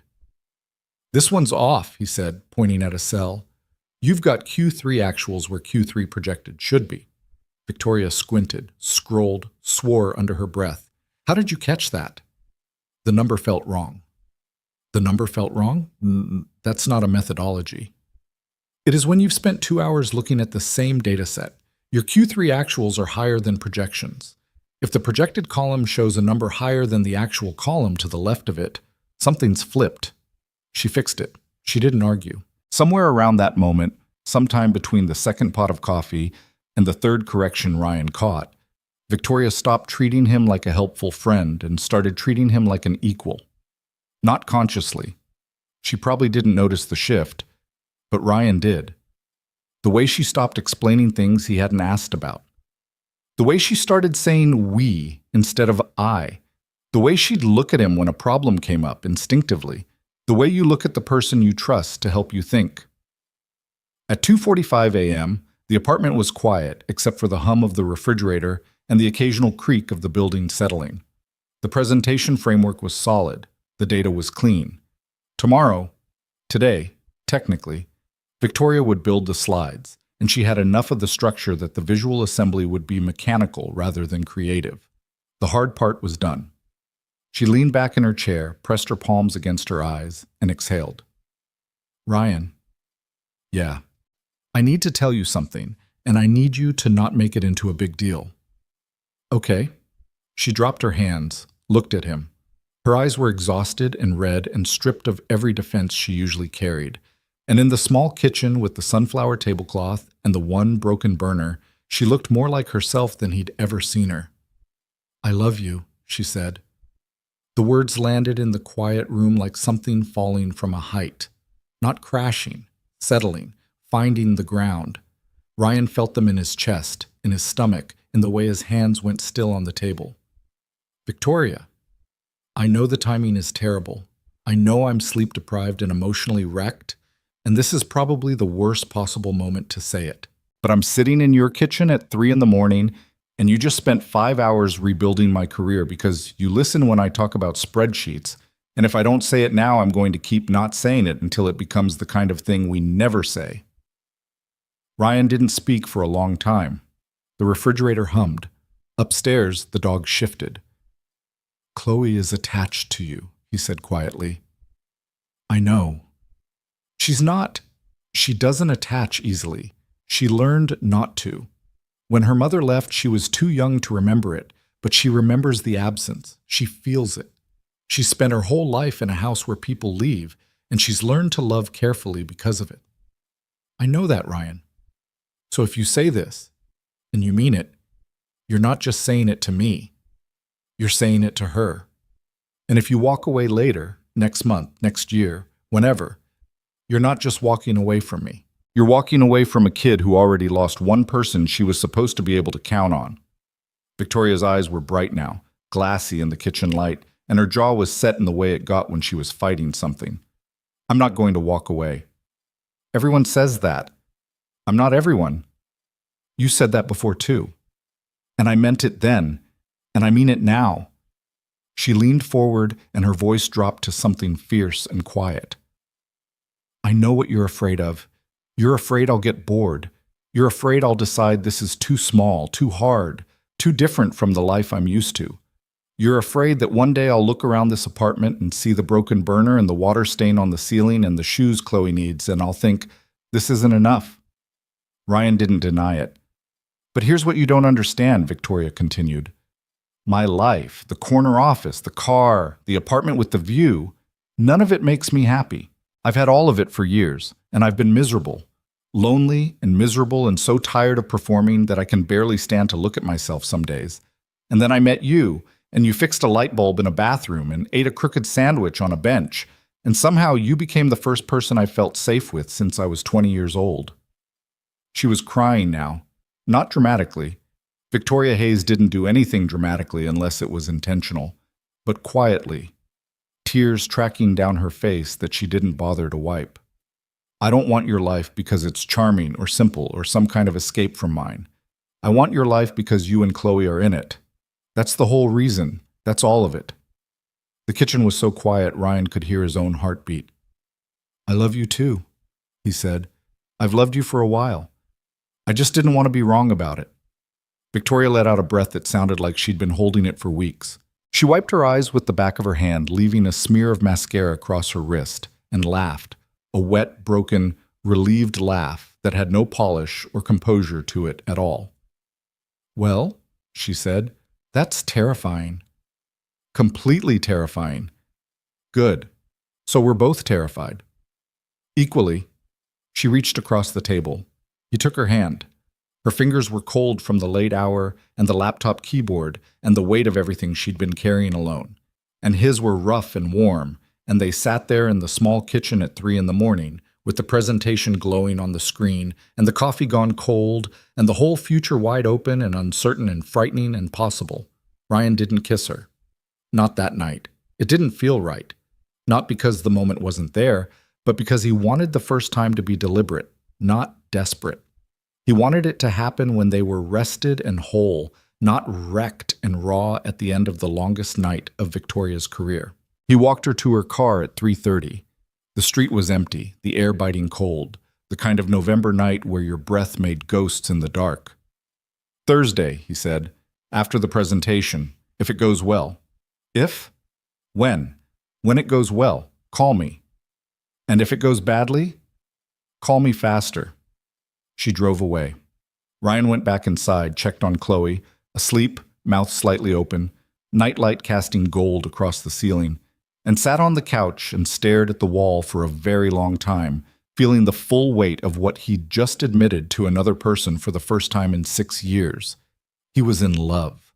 Against every instinct, every defense, every lesson he'd learned from being left behind. He was in love with a woman who lived in a different world and had every reason to eventually return to it without him. But she'd sat in his kitchen at 3 a.m. and cried and told him the truth, and the truth was messy and imperfect and terrifying, and it was the most honest thing anyone had said to him since Chloe told him his cooking was okay, but not great. The presentation went well, better than well. Victoria called him Thursday afternoon, and her voice was different, lighter, freer, like a knot had been untied somewhere inside her chest. The board loved it. The CFO said it was the clearest strategic analysis he'd seen in 5 years. The CEO asked me to present at the annual shareholder meeting. And Whitfield? A pause. He sat in the back row the entire time, didn't say a word, didn't look at me. When it was over, he left before anyone else. He knows you know. He knows I know. And he knows I rebuilt the entire thing in 36 hours, which means he knows I'm not someone he can break. Another pause. We're not someone he can break. Ryan smiled at the phone. We? You were there, Ryan. You were there when nobody else was. That presentation is yours as much as it's mine. I don't need credit. I know you don't. That's exactly why you deserve it. After the presentation, things moved fast. Not recklessly fast. Victoria and Ryan were both too careful for that, too aware of the stakes, too conscious of the small person whose heart was entangled in whatever they were building. But steadily, deliberately, like two people who decided to walk in the same direction and weren't going to be talked out of it. Victoria started showing up for the parts of Chloe's life that nobody showed up for. The Tuesday morning assembly where Chloe's class performed a song about seasons, and Chloe sang so loudly and so off-key that 2 parents in the front row turned around with strained smiles. Victoria sat in the back and recorded the whole thing on her phone and told Chloe afterward that she had incredible stage presence, which was technically true even if the singing was objectively terrible. She came to the parent-teacher conference, not as a girlfriend, Ryan hadn't used that word yet, And neither had she, because labels felt premature and also slightly ridiculous for two adults who'd spent the last month alternating between profound emotional confessions and arguments about whose turn it was to wash the coffee pot. She came as someone who cared, and when Ms. Patterson mentioned that Chloe's reading was slightly below grade level, Victoria asked what books they recommended and had a stack of them delivered to the apartment by Friday. She helped with homework on the night she was there, sitting cross-legged on the floor beside Chloe while Ryan cooked. The two of them bent over worksheets with the same concentration, Chloe's tongue poking out the corner of her mouth the way it always did when she was focused. Victoria's brow furrowed in a way that suggested she was taking first-grade phonics as seriously as a quarterly earnings report. And on the evenings, when she couldn't come over, when work kept her late, when the demands of her position pulled her back into the orbit she'd been trying to escape, she called. Every night. She talked to Chloe first, always, listening to whatever story or complaint or scientific theory the girl had generated that day, and then she talked to Ryan, and the conversations were sometimes long and sometimes short, but always ended the same way. Good night, Ryan. Good night, Victoria. Tomorrow. Tomorrow. One evening, about 2 weeks after the presentation, Chloe was sitting on the living room floor drawing while Victoria read beside her on the couch, and Ryan washed the dishes. The apartment was quiet in the good way. Not empty quiet, but full quiet, the kind of silence that meant everyone was exactly where they wanted to be. Chloe looked up from her drawing. Victoria? Do you know how to braid hair? Victoria lowered her book. I used to. It's been a while. My dad does my braids every morning, but they always come out crooked. Don't tell him I said that. I heard that, Ryan called from the kitchen. They're crooked, Dad. It's just facts. Victoria set her book aside and moved to the floor. Chloe turned around, presenting the back of her head with the solemnity of a coronation, and Victoria began to braid. Her fingers were careful, tentative at first. It had been years since she'd done this, probably since she was a teenager doing her own hair. But the muscle memory came back, and within a few minutes she'd produced a neat, even French braid that Chloe inspected in the bathroom mirror with wide eyes. Dad, come look. Ryan came. He looked. It's straight, Chloe said, with the awe of someone who'd just witnessed something previously thought impossible. It's very straight. Victoria's better at it than you. She's better at a lot of things than me. I know. But you're better at pancakes. Victoria laughed and Ryan laughed, and Chloe looked at both of them with an expression that was complicated for a 6-year-old, happy and hopeful and scared all at once. The way you look when something good is happening and you don't quite believe it's allowed to last. Later that night, after Chloe was asleep, Ryan and Victoria sat on the couch, not talking, not needing to. The apartment was warm for once. The heating had decided to cooperate, and the gold light from Chloe's nightlight leaked through the crack in her bedroom door and made a thin line across the hallway floor. Ryan took Victoria's hand. She leaned into him, her head resting against his shoulder, and they sat there in the small apartment that smelled like dish soap and marker ink, and neither of them said it, but both of them felt it, the terrifying, impossible to fake, completely ordinary sensation of being home. The call came on a Monday, 3 weeks after the board presentation. While Ryan was replacing a faulty emergency exit light on the 16th floor, his radio crackled first. Walker, front office wants you downstairs when you're done. And he almost didn't think anything of it. The front office wanted him for things all the time. Paperwork, schedule adjustments, the occasional reminder that his uniform shirts needed to be tucked in, which he always forgot within 20 minutes. But when he walked into the facility's management office, his supervisor Dave wasn't there. Instead, a woman he'd never seen before was sitting behind Dave's desk, wearing a blazer and a visitor badge from the 38th floor, which was Executive Human Resources. The floor Ryan had only been to once during his initial onboarding 3 years ago. Ryan Walker? That's me. I'm Sandra Chen, VP of Human Resources. Do you have a few minutes? Ryan sat down in the chair across from her and immediately ran a mental inventory of everything he might have done wrong in the past month. The list was short. He was meticulous about his work, but the presence of a VP from 38 made his stomach tighten. "You're not in trouble," Sandra said, which was the exact sentence people said right before you were in trouble. "Okay. I'm here because your name came up in a conversation I wasn't expecting." She opened a folder on the desk. "Are you familiar with the quarterly strategic review that was presented to the board 3 weeks ago?" Ryan's stomach did something complicated. "I'm aware of it. The presentation was exceptional. Best the board has seen in years. Victoria Hayes delivered it, and she deserved every bit of the recognition she received." Sandra paused. But during a follow-up meeting last week, Victoria mentioned to the CEO that she hadn't rebuilt the presentation alone. She said a colleague helped her restructure the entire data framework overnight when the original file was compromised. She said this colleague demonstrated an understanding of operational systems, logistics modeling, and strategic analysis that, in her words, rivaled anyone in the C-suite. Ryan stared at Sandra Chen. "She said that?" "She did, and when the CEO asked who this colleague was, Victoria told him it was you, a maintenance technician on the facilities team." The room was very quiet. Ryan could hear the ventilation system cycling. The one on this floor had a slight rattle that he'd flagged in a work order 2 months ago. "The CEO was intrigued," Sandra continued. "He asked me to look into your file. Your performance reviews are flawless. Your supervisors describe you as the most reliable person on the team. You've submitted over 40 improvement suggestions in the past 3 years, and 17 of them have been implemented, most without credit because they were processed through your supervisor's name." She looked at him over the top of the folder. "Did you know that?" "I knew the suggestions were implemented. I didn't know whose name was on them." "Dave's, mostly, which we'll be addressing separately." She closed the folder. "Ryan, I'm here to offer you a position, Director of Building Operations. It's a new role, created specifically because the executive team realized we've been running this building with a maintenance crew when we should have been running it with an operations strategist. The job involves oversight of all building systems, vendor management, efficiency planning, and direct reporting to the COO." Ryan didn't say anything for a long time. The salary is $112,000 annually, plus benefits, plus the executive health plan that covers dependents. He still didn't say anything.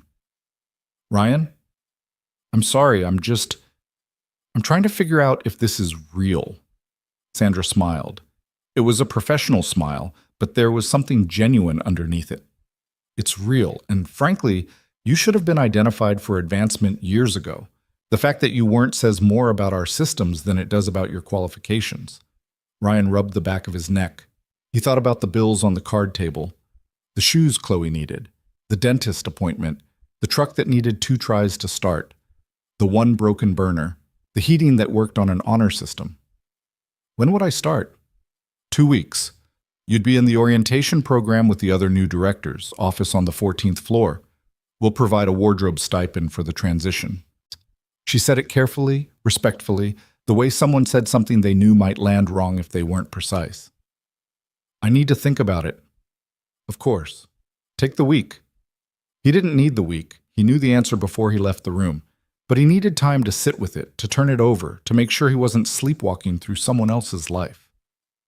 He called Victoria during his lunch break. She answered on the first ring, which she never did, which meant she'd been waiting. "You talked to the CEO about me," he said. "I told the truth. That's different." "Victoria, you didn't have to—" "Yes, I did.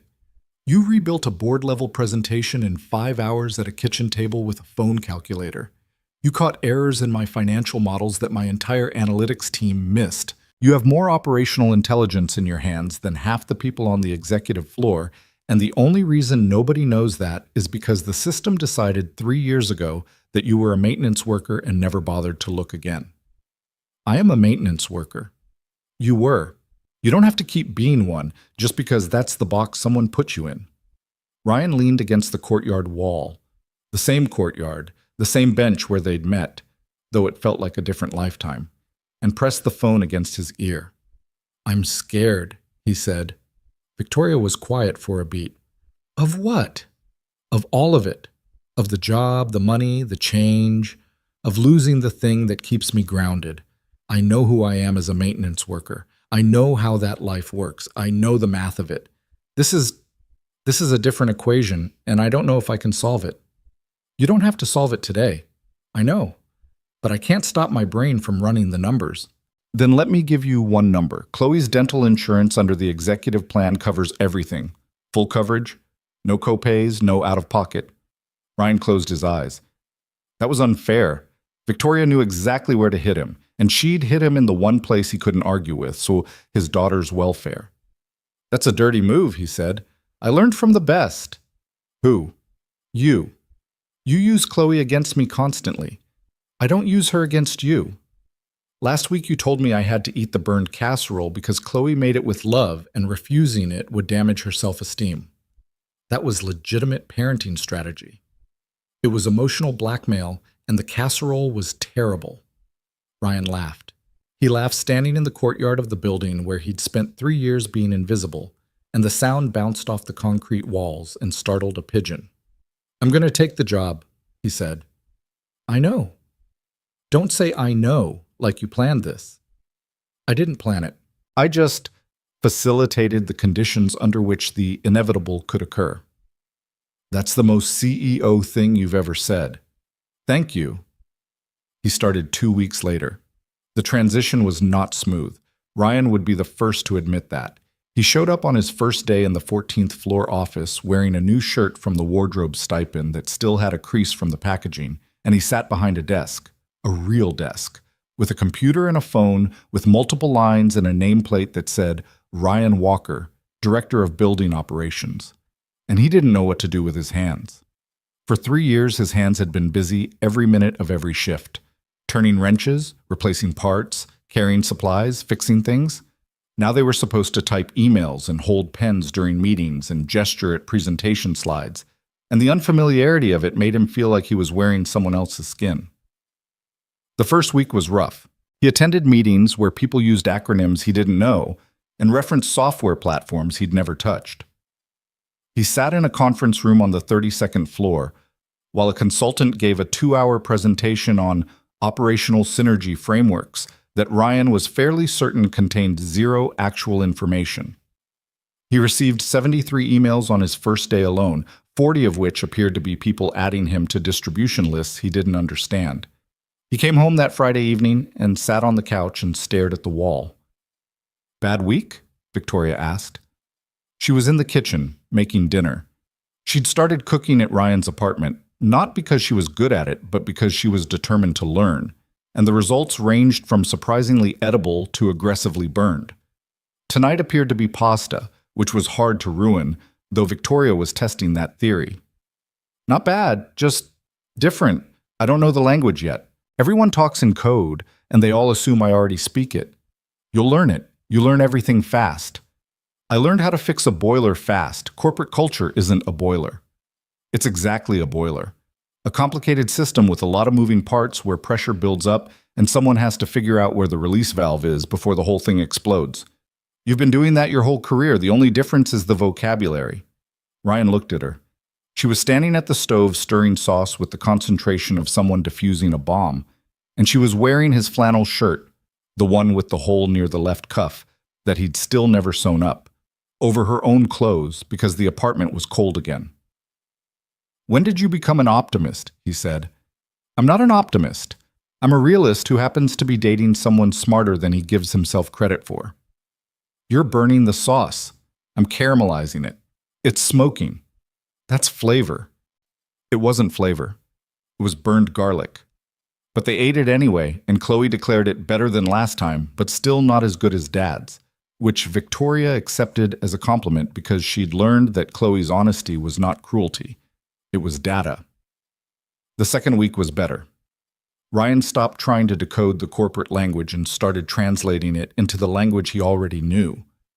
When the head of procurement showed him a vendor contract with confusing payment terms, Ryan read it the way he'd read a wiring diagram, following the logic, tracing the connections, identifying where the system was leaking money.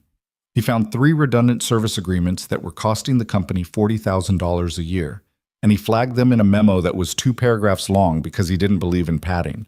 The COO read the memo, called him into her office, and said, "Do that again, for everything." So he did.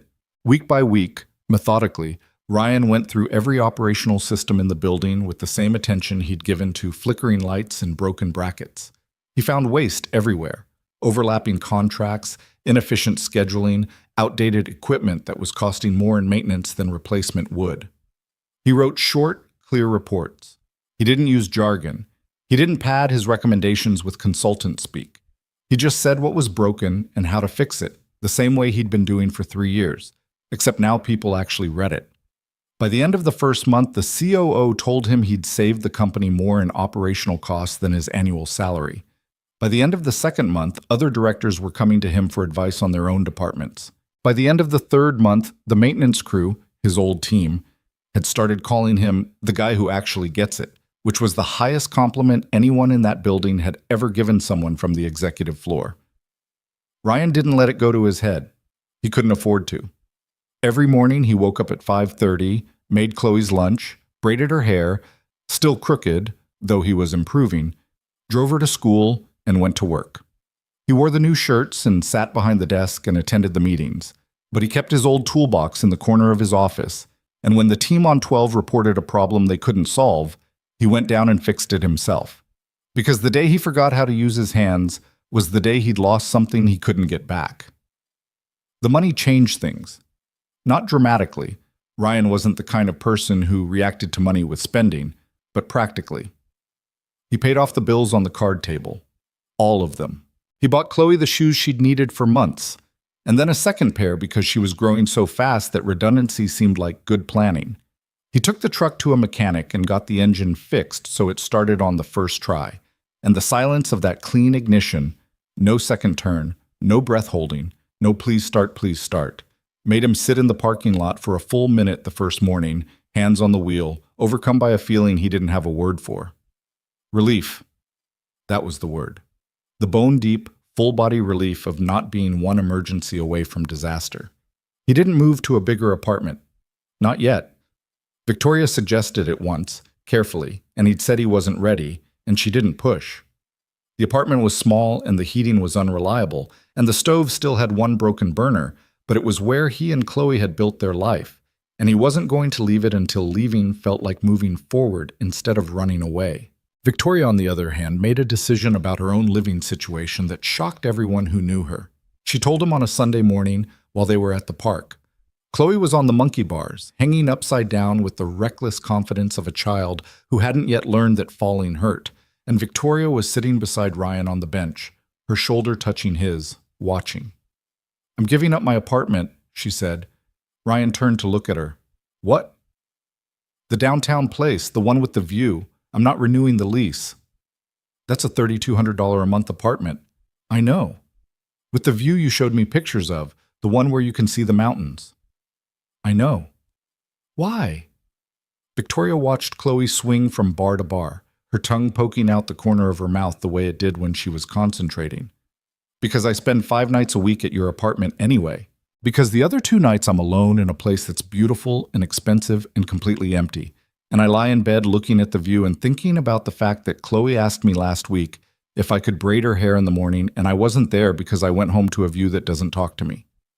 Victoria, you can't move into my apartment. It's 800 square feet. "I know. There are 2 bedrooms and one of them is the size of a closet. I've seen it. The heating doesn't work half the time.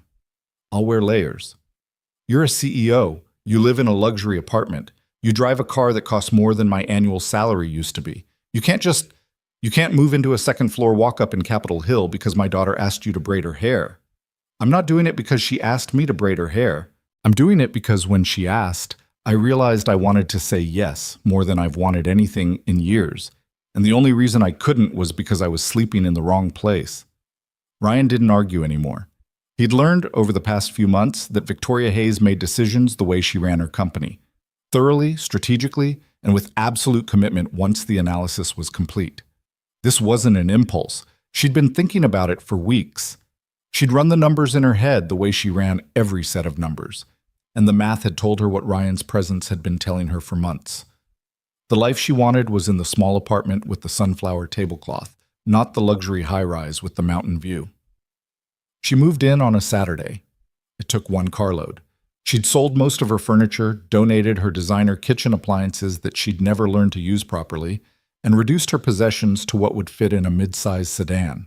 The look on her face when she carried the last box through the door, part relief, part terror, part something Ryan could only describe as surrender, was the most beautiful thing he'd ever seen, and he told her so, and she told him to stop being sentimental and help her find room in the closet for her work blazers.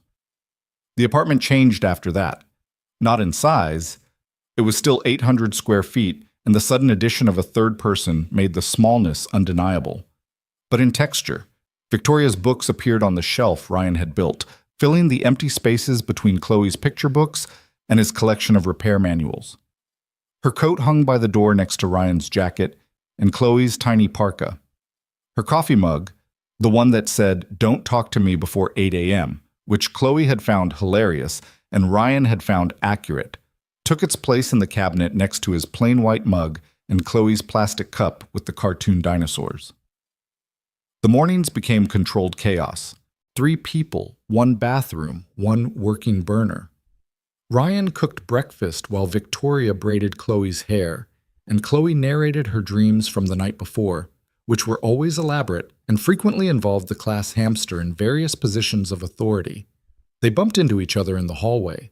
They argued about whose turn it was to shower first. Victoria discovered that Ryan left wet towels on the bathroom floor and told him it was uncivilized. And Ryan discovered that Victoria left cabinet doors open and told her it was a safety hazard. And Chloe told both of them they were being ridiculous. And could someone please make sure her purple lunchbox was packed? It was messy. It was loud. It was the opposite of the polished, controlled, perfectly curated existence that Victoria had built for herself over a decade of professional climbing. She loved every second of it. The evenings were what sealed it. After dinner, after homework, after the nightly negotiation about bath temperature, the 3 of them would end up in the living room. Chloe on the floor with her markers and construction paper, building worlds. Victoria on the couch with her laptop, finishing the work she'd left early to come home for, occasionally reaching down to comment on Chloe's drawings with the seriousness of a gallery curator.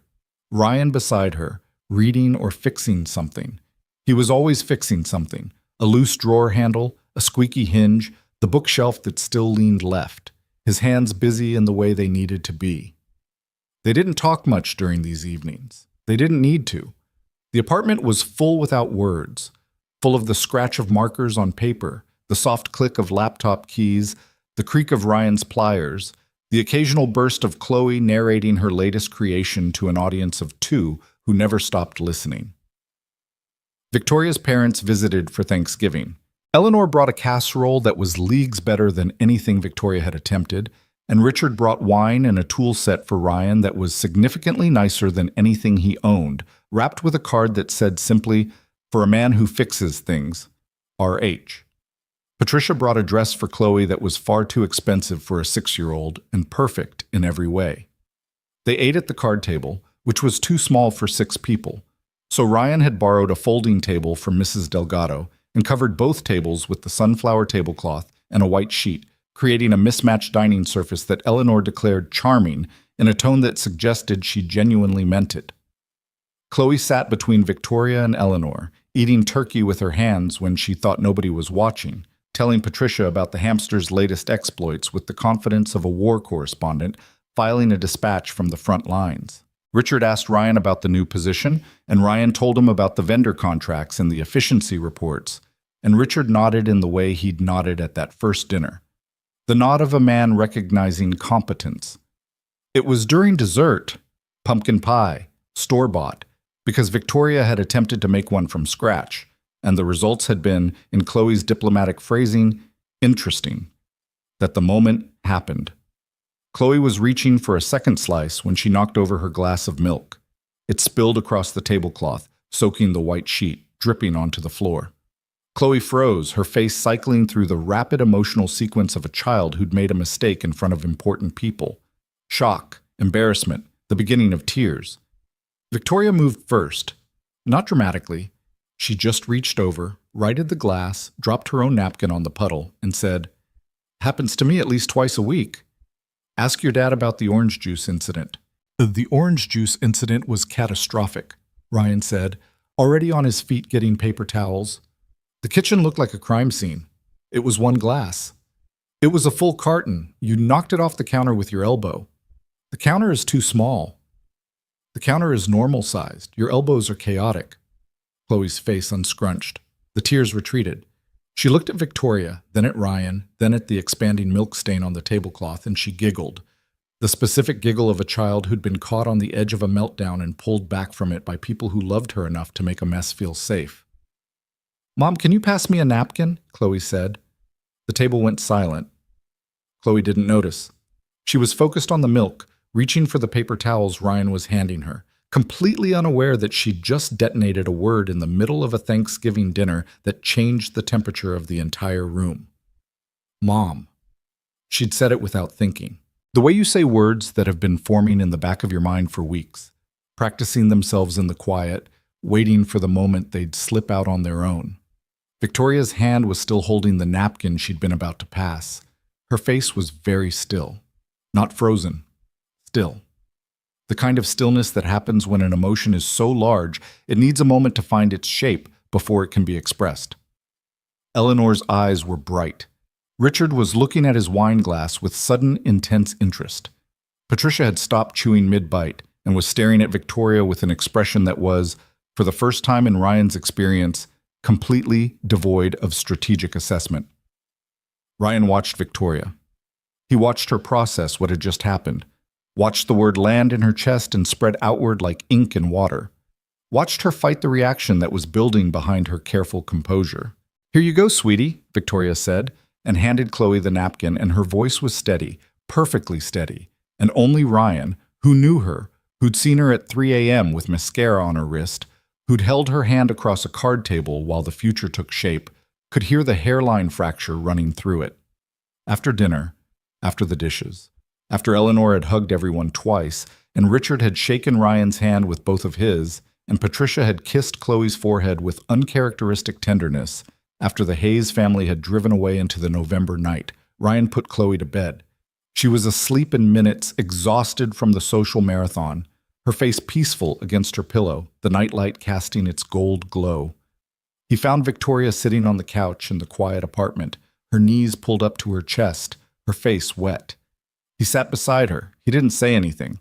He just put his arm around her and let her lean into him, and they sat there in the small living room that smelled like pumpkin pie and spilled milk, and Victoria cried the way she almost never cried, openly, messily, without composure or control, because a 6-year-old girl with crooked braids and milk on her fingers had called her the one thing she'd never known she needed to hear. "She called me Mom," Victoria whispered. "She did. I didn't know that was going to break me." "Some things break you in the right direction." Victoria pressed her face into his shoulder. Ryan held her tighter. Outside, the November wind pushed against the windows of the small apartment, and inside, the 3 people who lived there were, for the first time, a complete and permanent family. Messy, imperfect, held together by spilled milk and terrible cooking and a sunflower tablecloth and a love that had started as a lie and become the truest thing any of them had ever known.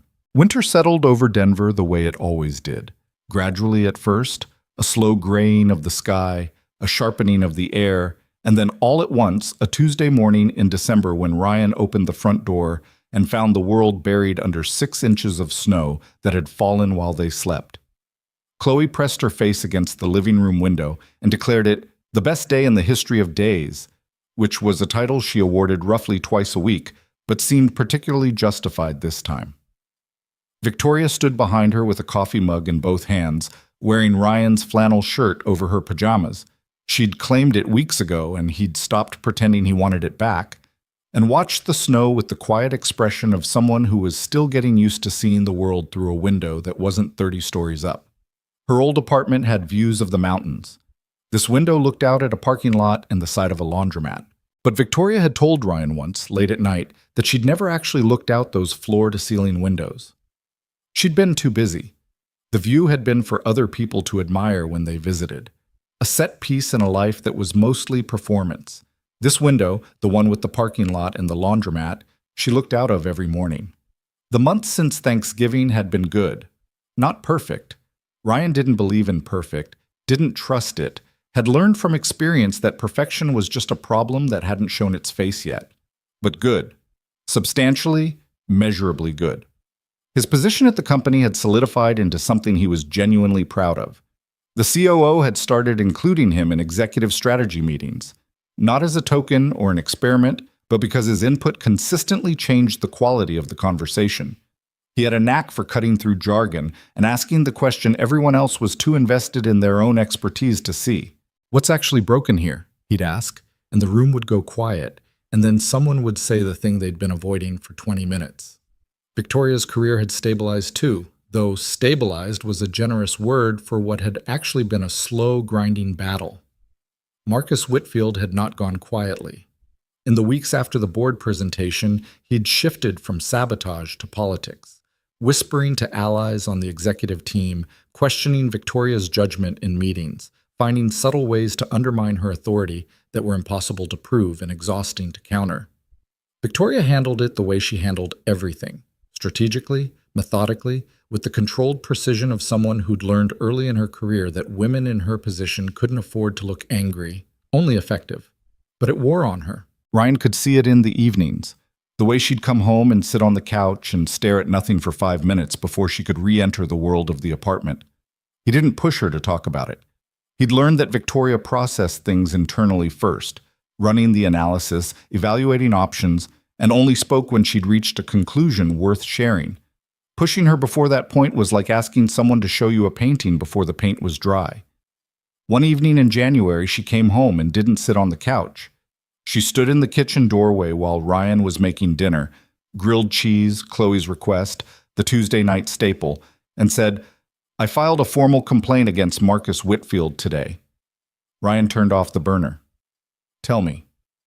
"I've been documenting everything, every meeting where he contradicted my data with incorrect numbers, every email where he copied the board on questions designed to make me look uninformed, every conversation where he spoke over me or took credit for my team's work. 4 months of documentation, dates, times, witnesses. That's thorough." "I'm nothing if not thorough." She sat down at the card table. Her hands were steady, but her jaw was tight. HR opened an investigation this afternoon. They pulled the server logs from the night my presentation was corrupted. The original logs, not the ones Marcus assumed were overwritten. And the data forensics team found that the file modifications originated from his workstation, his credentials, his login timestamp. The IT team had archived the raw access data before anyone thought to ask for it, and Marcus didn't know it existed. So it's not circumstantial anymore. It's a smoking gun with his fingerprints on it. Ryan set 2 grilled cheese sandwiches on plates and brought them to the table. He sat across from her and waited. "He's going to be terminated," Victoria said. "The investigation will take another 2 weeks, but Sandra Chen told me privately that the evidence is unambiguous. 12 years at the company, and he threw it away because he couldn't stand being outperformed by a woman who was younger and better at his job than he was. How do you feel?" Victoria considered the question with the seriousness she gave everything. Relieved, angry, tired, and a little sad, honestly. Sad? Because it shouldn't have taken 4 months and a formal investigation for someone to believe me. I had to build a legal case just to be taken seriously. I had to prove it beyond reasonable doubt when any man in the same position would have been believed after the first incident. Ryan didn't argue with that. He couldn't. He'd watched it happen. Not from Victoria's level, but from the maintenance floor, where the politics were different, but the dynamics were familiar. The people who did the work were rarely the people who got the credit. The people who got the credit were rarely the ones who deserved it. "You did it, though," he said. "You got the evidence. You filed the complaint. You didn't quit, and you didn't burn out, and you didn't let him win." "I almost did. All of those things, multiple times. But you didn't. Because I had somewhere to come home to." She looked at him across the table, across the sunflower tablecloth and the grilled cheese sandwiches and the everyday mess of their shared life. "That's not a small thing, Ryan, having somewhere to come home to. I didn't have that before." Chloe appeared from her bedroom holding a drawing. "Is dinner ready? Also, look at this. It's a penguin, but also a lawyer." "Why is the penguin a lawyer?" Victoria asked. "Because penguins always look like they're wearing suits, and lawyers wear suits. It's science." "That's not science. It's penguin science." Victoria took the drawing, studied it with appropriate gravity, and said, "The briefcase is a nice touch. Thank you. I added it for realism." They ate dinner. They did homework.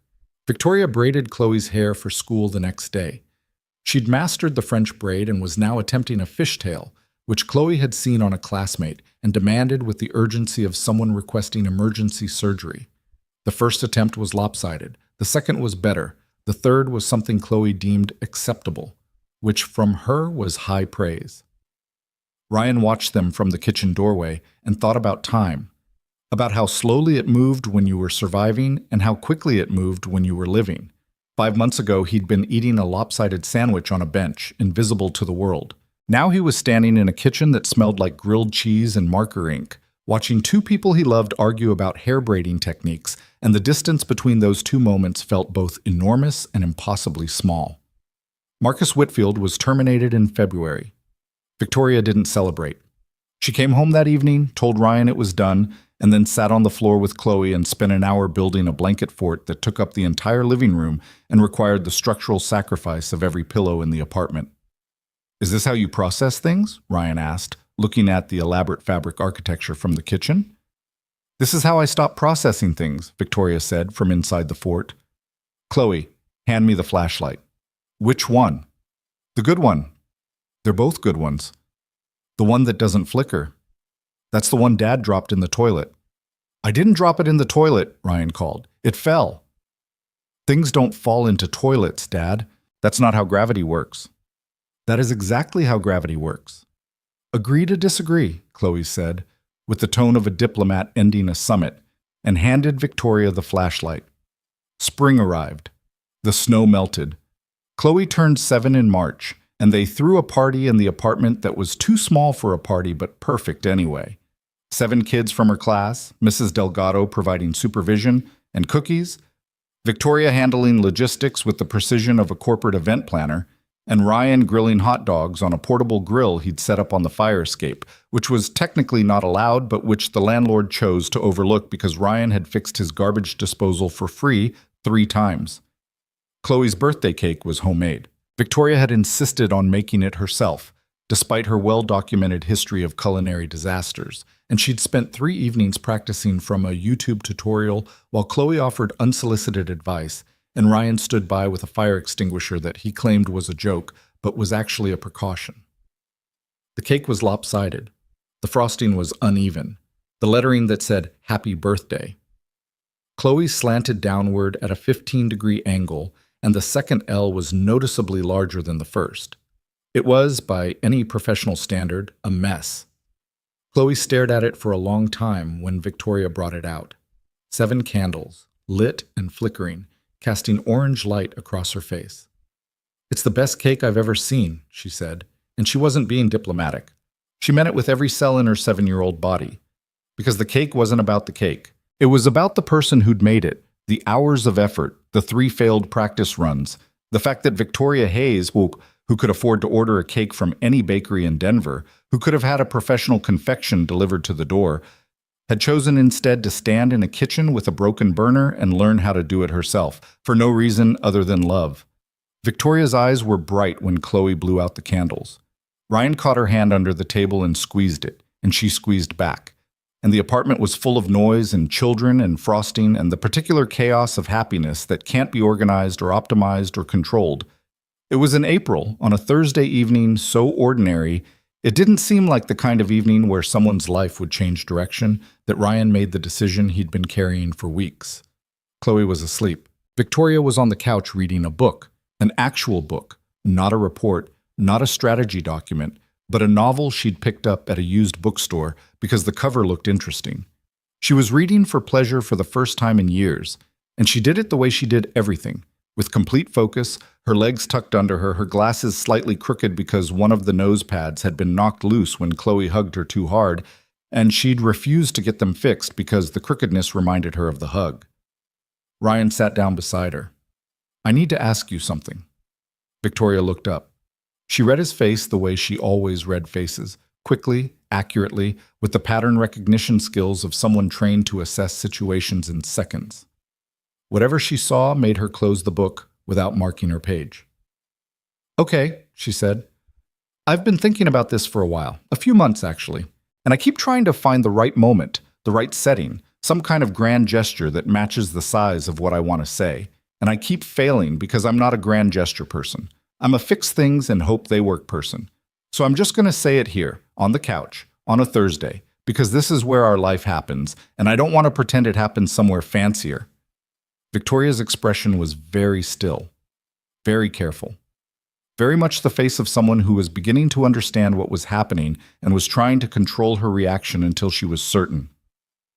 Victoria Hayes, you moved into my 800 square foot apartment with a broken burner and a crooked bookshelf and a 6-year-old who critiques your cooking. You gave up a downtown penthouse for a pull-out couch and a bathroom you have to share with 2 other people. You learned how to braid hair and make birthday cakes and sit on the floor and draw terrible horses. You showed up for every school assembly and every homework session and every bedtime story and every single one of the 1,000 small, unglamorous, uncelebrated moments that make up a life with a kid. He stopped, swallowed. His hands were shaking, which annoyed him because he'd done hard things. He'd raised a child alone. He'd rebuilt his life from nothing. He'd walked into executive boardrooms in a shirt he'd bought with a wardrobe stipend. And none of those things had made his hands shake the way this did. You are the bravest person I've ever met, he said. Not because of your career or your intelligence or the way you handled Marcus Whitfield, because you chose this. You chose messy and loud and imperfect. You chose a life that looked nothing like what you'd planned. And you chose it anyway, and you chose it every day, and you never once made us feel like a compromise. He reached into his pocket and pulled out a ring. It was not expensive. It was not a diamond. It was a simple silver band with a small blue stone that matched the color of the sky on the October afternoon when they'd met in a courtyard over a sandwich. He'd bought it at a jewelry store on Colfax Avenue that specialized in custom pieces, and the jeweler had asked who it was for, and Ryan had tried to explain and ended up telling the entire story, from the bench to the fake dinner to the terrible horses. And the jeweler had listened to every word and then charged him half price because, he said, some stories deserve a discount.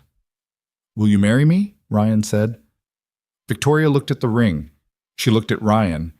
She opened her mouth and closed it again, which was the first time in his entire experience of knowing her that Victoria Hayes had been at a loss for words. Yes, she said. Obviously, yes.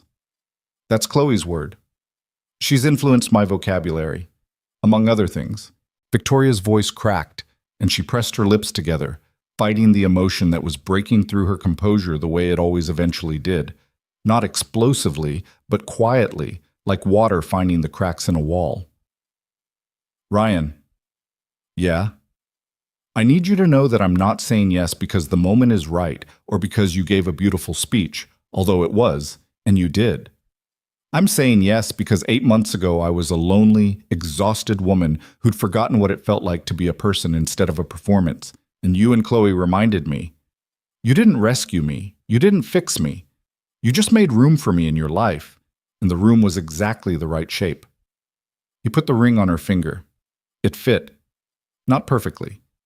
It was slightly loose because he'd guessed at the size based on a ring she'd left on the bathroom sink, and the guessing had been imprecise.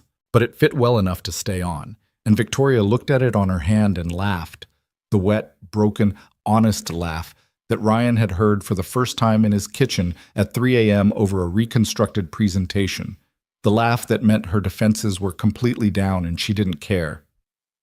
We have to tell Chloe, she said, in the morning. She'll want to be involved in every detail, and it's going to be a whole production. She's going to want to plan the wedding. She's going to want to officiate the wedding. Can 7-year-olds do that? She'll find a way. They sat on the couch in the quiet apartment with the ring that was slightly too loose and the book that had lost its page and the leftover dishes in the sink that neither of them was going to wash tonight, and they held each other in the ordinary, uncinematic way that real love actually looks. Not a movie kiss in the rain, but 2 tired people on a second-hand couch at 10 p.m. on a Thursday, choosing each other again. In the morning, they told Chloe. Ryan sat her down at the kitchen table, the card table, the same one where they'd eaten 1,000 dinners, where he'd calculated bills by pencil, where Victoria had rebuilt a career presentation at 3 a.m. and said, Bug, Victoria and I have something to tell you. Chloe looked at both of them with the expression of a child conducting a rapid threat assessment. Am I in trouble? No. Nobody's in trouble. Are we moving? No. Is the hamster dead? What? No. Why would the hamster be? Because you both look serious. And serious usually means something bad happened, and the hamster has been looking suspicious lately. The hamster's fine, Chloe. Then what? Ryan looked at Victoria. Victoria looked at Ryan. He nodded. I asked Victoria to marry me last night, Ryan said, and she said yes. Chloe was silent for exactly 2 seconds. Then she shot out of her chair with a velocity that defied the laws of physics for a 48-pound human being and launched herself at both of them simultaneously, one arm around Ryan's neck and one arm around Victoria's, hanging between them like a small, ecstatic bridge. I knew it, she screamed. I knew it! I knew it! I knew it! You did not know it. I told Marcus at school last week that you guys were going to get married, and he said you weren't, and I said, watch me be right, and I was right. You told Marcus. I told everyone. I've been manifesting. Where did you learn the word manifesting? Ms. Patterson. Ms. Patterson teaches manifestation? Ms. Patterson teaches everything. She's very advanced. Chloe pulled back, her face flushed, her eyes electric, and looked at them with the seriousness that she reserved for her most important pronouncements. I have conditions. Ryan raised an eyebrow. Conditions. First, I want to be in the wedding, not just attending, in it, with a role. Done. Second, Victoria has to make the cake. Victoria blinked. Chloe, my cakes are perfect. Your cakes are perfect because you make them, and that's what matters. Victoria's hand went to her mouth. Third, Chloe drew herself up to her full height, which was not substantial, but was delivered with the gravitas of a Supreme Court justice. I get to call you Mom. Not sometimes by accident. For real. Every day. The kitchen was quiet. The refrigerator hummed. The dog upstairs shifted. Outside, Denver was waking up. The April sun hitting the parking lot, and the laundromat, and the small window of a second-floor apartment where 3 people stood in a kitchen with a sunflower tablecloth and 1 broken burner, and the silence was so full it could have filled a stadium. Victoria knelt down. Not the way adults knelt to get on a child's level, the way a person knelt when something had brought them to their knees. You can call me Mom, she said, for real, every day, for the rest of my life. Chloe nodded, satisfied, as though this had been the expected outcome of a negotiation she'd been planning for months. Then her face softened, the executive composure dropping away, and she was just a 7-year-old girl who'd been waiting a long time for someone to stay. Hi, Mom, she said. Hi, baby. Ryan stood in his kitchen and watched his daughter and the woman he loved hold each other, and he let himself feel it, all of it, every ounce of it, the terror and the gratitude and the impossible, unreasonable, completely irrational hope that this was going to last, that this wasn't going to be taken away, that the universe, which had dealt him a lousy hand in most respects, had somehow slipped him an ace when he wasn't looking. The wedding was in June. They held it at the park on 8th Avenue, the one with the swings, the one where Victoria had shown up at 9:45 on that first Saturday with coffee and sneakers she'd never worn before. Ryan had suggested it half-jokingly, expecting Victoria to want something more formal, more befitting her status. But she'd said yes immediately, without hesitation, because the park was where they'd become a family, and that mattered more than venue aesthetics. It was small. 30 people. Victoria's parents, Aunt Patricia, Mrs. Delgado, a handful of colleagues from both their floors, a few parents from Chloe's school who'd become friends through the slow accumulation of play dates and birthday parties and carpool exchanges. The officiant was a retired judge who was a friend of Richard's and who kept the ceremony short because, as he told them beforehand, the good marriages don't need long ceremonies, and the long ceremonies don't save the bad marriages. Victoria wore a white dress that she'd bought off a rack at a department store. Not because she couldn't afford something custom, but because she'd tried on dozens of expensive designer options and felt like a costume in every one of them. The department store dress was simple, fitted, and when she looked at herself in the dressing room mirror, she'd felt like herself. That was the only criterion that mattered. Ryan wore a navy suit that he'd bought with his own money, not the wardrobe stipend, his own, because he wanted to own this moment completely, every thread of it. The suit fit well, not perfectly. The jacket was slightly tight across the shoulders, the same way every jacket was, because his body had been shaped by years of physical work and would always be more comfortable in a flannel shirt than a blazer. But he looked good. He looked like a man who'd built something worth standing up for. Chloe walked beside them both during the ceremony. Not behind, not in front, beside. She wore a yellow dress.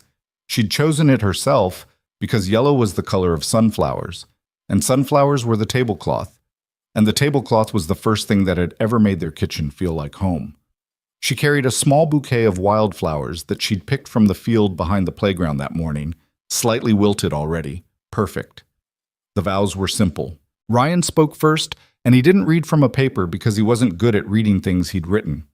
The words always sounded different out loud than they did in his head, and he didn't want to perform. He wanted to speak. "I spent most of my life being invisible," he said, not in a sad way, just in a factual way.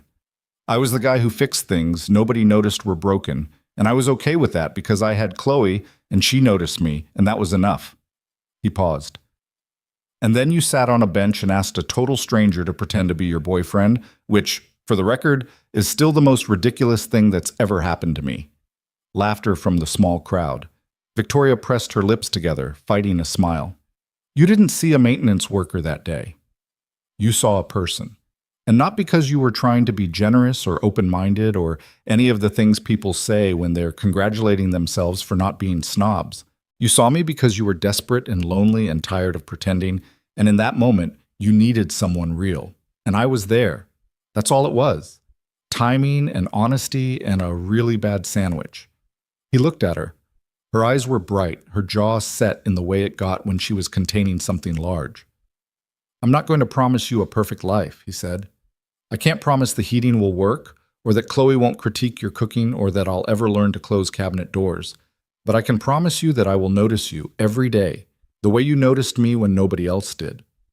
That's the thing I can give you that nobody else can. Not money, not status, not a corner office with a view, just attention, just presence, just the certainty that someone is paying attention to your life." Victoria spoke next, and she did read from a paper, because she was someone who organized her thoughts best in writing, and she wasn't going to apologize for that. "I grew up in a family that measured success in achievements," she said. "Degrees, titles, revenue, rankings. I internalized that completely. I spent my 20s building a career that looked impressive from the outside and felt hollow from the inside, and I told myself the hollowness was just the cost of ambition, that everyone at the top felt this way, that loneliness was the tax you paid for competence." She looked at Ryan, then at Chloe, then back at Ryan. "And then I met a man who knew how to fix everything except his own loneliness, and a girl who drew pictures of hamster armies and called my cooking interesting, and I discovered that the thing I'd been working toward my entire life, the corner office, the title, the respect of people who only valued me for what I produced, none of it compared to the feeling of being needed, not professionally, not strategically, just humanly. Being needed by two people who didn't care about my resume or my portfolio or my quarterly projections, who just wanted me to show up, to stay, to be there in the morning." Her voice wavered, and she let it. She didn't fight it or control it or redirect it. She let the crack show because the crack was honest, and honesty was the foundation everything else was built on. "I'm not the person I was 8 months ago," she said. "I'm messier. I'm less polished. I burn things. I can't braid hair as well as I thought I could, and my cakes look like they survived a natural disaster, but I'm happier than I've ever been. Not because my life got smaller, because it got fuller, because there's a difference between a life that looks full and a life that feels full, and I didn't know that difference until I found you." The judge pronounced them married. Ryan kissed Victoria, and it was not a movie kiss. It was slightly off-center, and he bumped her nose, and Chloe was pulling on both their hands. And it was exactly right. The reception was a picnic. Blankets on the grass, food from a local restaurant that Ryan had picked because they made the best green chile in Denver, a sheet cake from the grocery store because Victoria's homemade version was reserved for Chloe's birthdays, and Chloe had made it clear that this tradition was non-negotiable. Music from a portable speaker, Dancing, that was terrible. Richard Hayes, retired attorney, dignified patriarch, did the Macarena with Chloe and was photographed doing so from 17 different angles by an ecstatic Eleanor. Patricia pulled Ryan aside during a quiet moment, holding a glass of champagne with the careful precision of a woman who'd had exactly 2 glasses and was considering a strategic third. "I owe you an apology," she said. "For what?" "For underestimating you. At that first dinner, I looked at you and I saw what people in my world usually see when they look at someone in your position. A maintenance worker. A limitation, which says everything about me and nothing about you." She took a sip. "My niece was drowning, Ryan. She'd been drowning for years in work and expectations and the crushing loneliness of being excellent at everything except being happy. And you pulled her out. Not because you were trying to be a hero, but because you saw someone struggling and you couldn't not help. That's not a common quality. In my experience, it's the rarest quality there is. I didn't save her. She saved herself. You gave her a reason to." Chloe gave her a reason to. Patricia smiled. It was a real smile, not a strategic one, and Ryan realized it might have been the first fully genuine smile she'd given him. "You're going to attribute every good thing in your life to your daughter, aren't you?" "She's the reason for most of them." "Including Victoria?" Ryan looked across the park to where Victoria was sitting on a blanket with Chloe, both of them laughing at something. Chloe's wildflower bouquet tucked behind her ear, Victoria's white dress grass-stained at the hem, because she'd been sitting on the ground for an hour and didn't care. The late afternoon sun was hitting them both, gold and warm, and they looked like they belonged together. Not in a staged, photogenic way, but in the deep structural way that family belonged together. Like they'd been built for the same house. "Especially Victoria," he said. The party wound down as the sun set behind the mountains, painting the sky in shades of orange and purple that no one in the group was sober or composed enough to appreciate properly, except Chloe, who stood at the edge of the playground and stared at it with her mouth open and said, "That's the best sky I've ever seen," which was the 3rd time she'd used the word best that day, and every time she'd meant it. Mrs. Delgado hugged Ryan so hard he felt his spine adjust. "Your mother would be proud," she whispered, and Ryan nodded because he couldn't speak, and that was okay. Some things were allowed to be felt without being said. They drove home in the truck, the one that started on the first try now, the one with the dent in the rear fender that Ryan had decided to keep because it was part of the story. Chloe fell asleep in her booster seat within 4 minutes, her wildflower bouquet crushed against her chest, her face slack with the absolute exhaustion of a 7-year-old who'd had the greatest day of her life and didn't have the energy to stay conscious for the drive home. Victoria sat in the passenger seat with her shoes off and her feet on the dashboard, something she'd never done in her own car but did in Ryan's truck every time, a small rebellion against the years of rigid propriety that had defined her before, and looked out the window at the Denver skyline, the lights of the city spreading across the darkening plain like something scattered by a careless hand. "Ryan." "Yeah." "Are you happy?" He thought about it. Not because the answer was uncertain, but because the question deserved more than a reflexive yes. He thought about the man he'd been a year ago, the one who ate lunch alone on a bench and drove a truck that needed 2 tries and calculated his life in margins so thin they could be wiped out by a single unexpected expense. He thought about the pile of bills on the card table, which was gone now. He thought about the shoes Chloe had needed, which she had now, 2 pairs. He thought about the flickering lights and the broken brackets and the 3 years of being invisible in a building full of people who looked right through him. And he thought about this: the truck, the sleeping child, the woman beside him with grass stains on her dress and a ring on her finger that was still slightly too loose. "Yeah," he said, "I'm happy." "Me too." "Even with the broken burner?" "Especially with the broken burner. I've developed an emotional attachment to it. If you fix it, I'll be upset." "It's been broken for 4 years." "Then it's a tradition." He laughed. She laughed. And the truck rolled through the Denver night carrying a family home, a real family, the kind that wasn't assembled from perfection, but from persistence, from showing up and staying and choosing each other through the messy, unglamorous, beautiful tedium of daily life. Here is what I know about love after telling this story. It doesn't arrive the way the movies promise. There's no soundtrack. There's no perfect lighting. There's no moment where two people lock eyes across a crowded room and the rest of the world dissolves. That's fiction. Beautiful fiction, but fiction. Real love arrives in a courtyard over a bad sandwich. It arrives in the form of a desperate request from a stranger who needs a favor.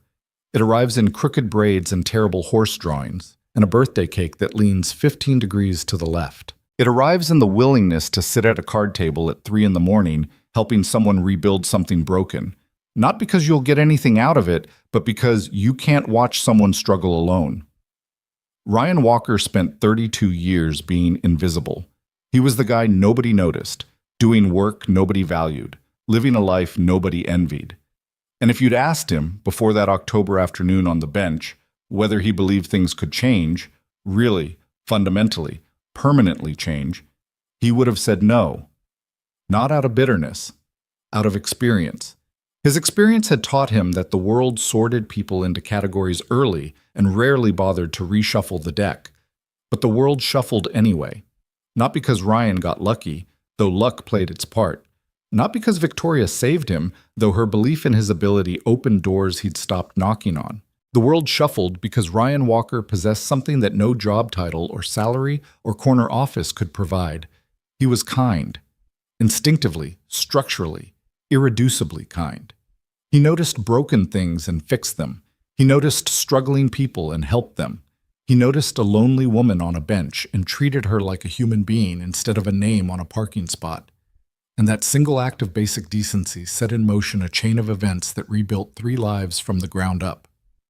That's not a fairy tale. That's just what happens when a good person refuses to become a bitter one. Chloe Walker, 7 years old, daughter of a former maintenance worker and a CEO, stepdaughter of a woman who chose a broken burner over a mountain view, grew up in an apartment in Capitol Hill that was too small and too loud and too warm in summer and too cold in winter. She grew up with drawings on the fridge and a crooked bookshelf and a purple lunchbox that was packed every night by one of 2 parents who loved her with the fierce, imperfect, endlessly patient love of people who knew what it meant to almost not have this. She grew up knowing she was wanted, not because anyone told her, though they did, often in ways both grand and mundane, but because the evidence was everywhere, in the braids that got straighter over time, in the birthday cakes that got slightly less lopsided each year, in the 22-minute car rides that became 30-minute car rides when Victoria joined them because 3 people had more to talk about than 2, and the stories got longer, and the laughter got louder, and the truck that used to feel just big enough for a father and daughter now felt just big enough for a family. The fake relationship that began as a desperate lie in a concrete courtyard became the most honest thing any of them had ever built. Not because it was perfect, because it was real.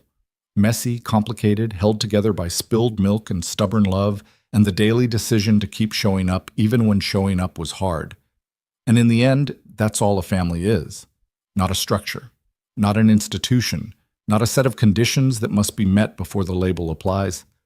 A family is just the people who keep showing up, who notice the broken things and fix them, who sit on the floor and draw terrible pictures and eat burned casseroles and argue about whose turn it was to shower first, who choose each other, deliberately, imperfectly, every single day. Ryan chose, Victoria chose, Chloe chose, and the life they built from those choices, small, loud, imperfect, and permanent, was more than any of them had ever dared to hope for. Which, when you think about it, is exactly the point.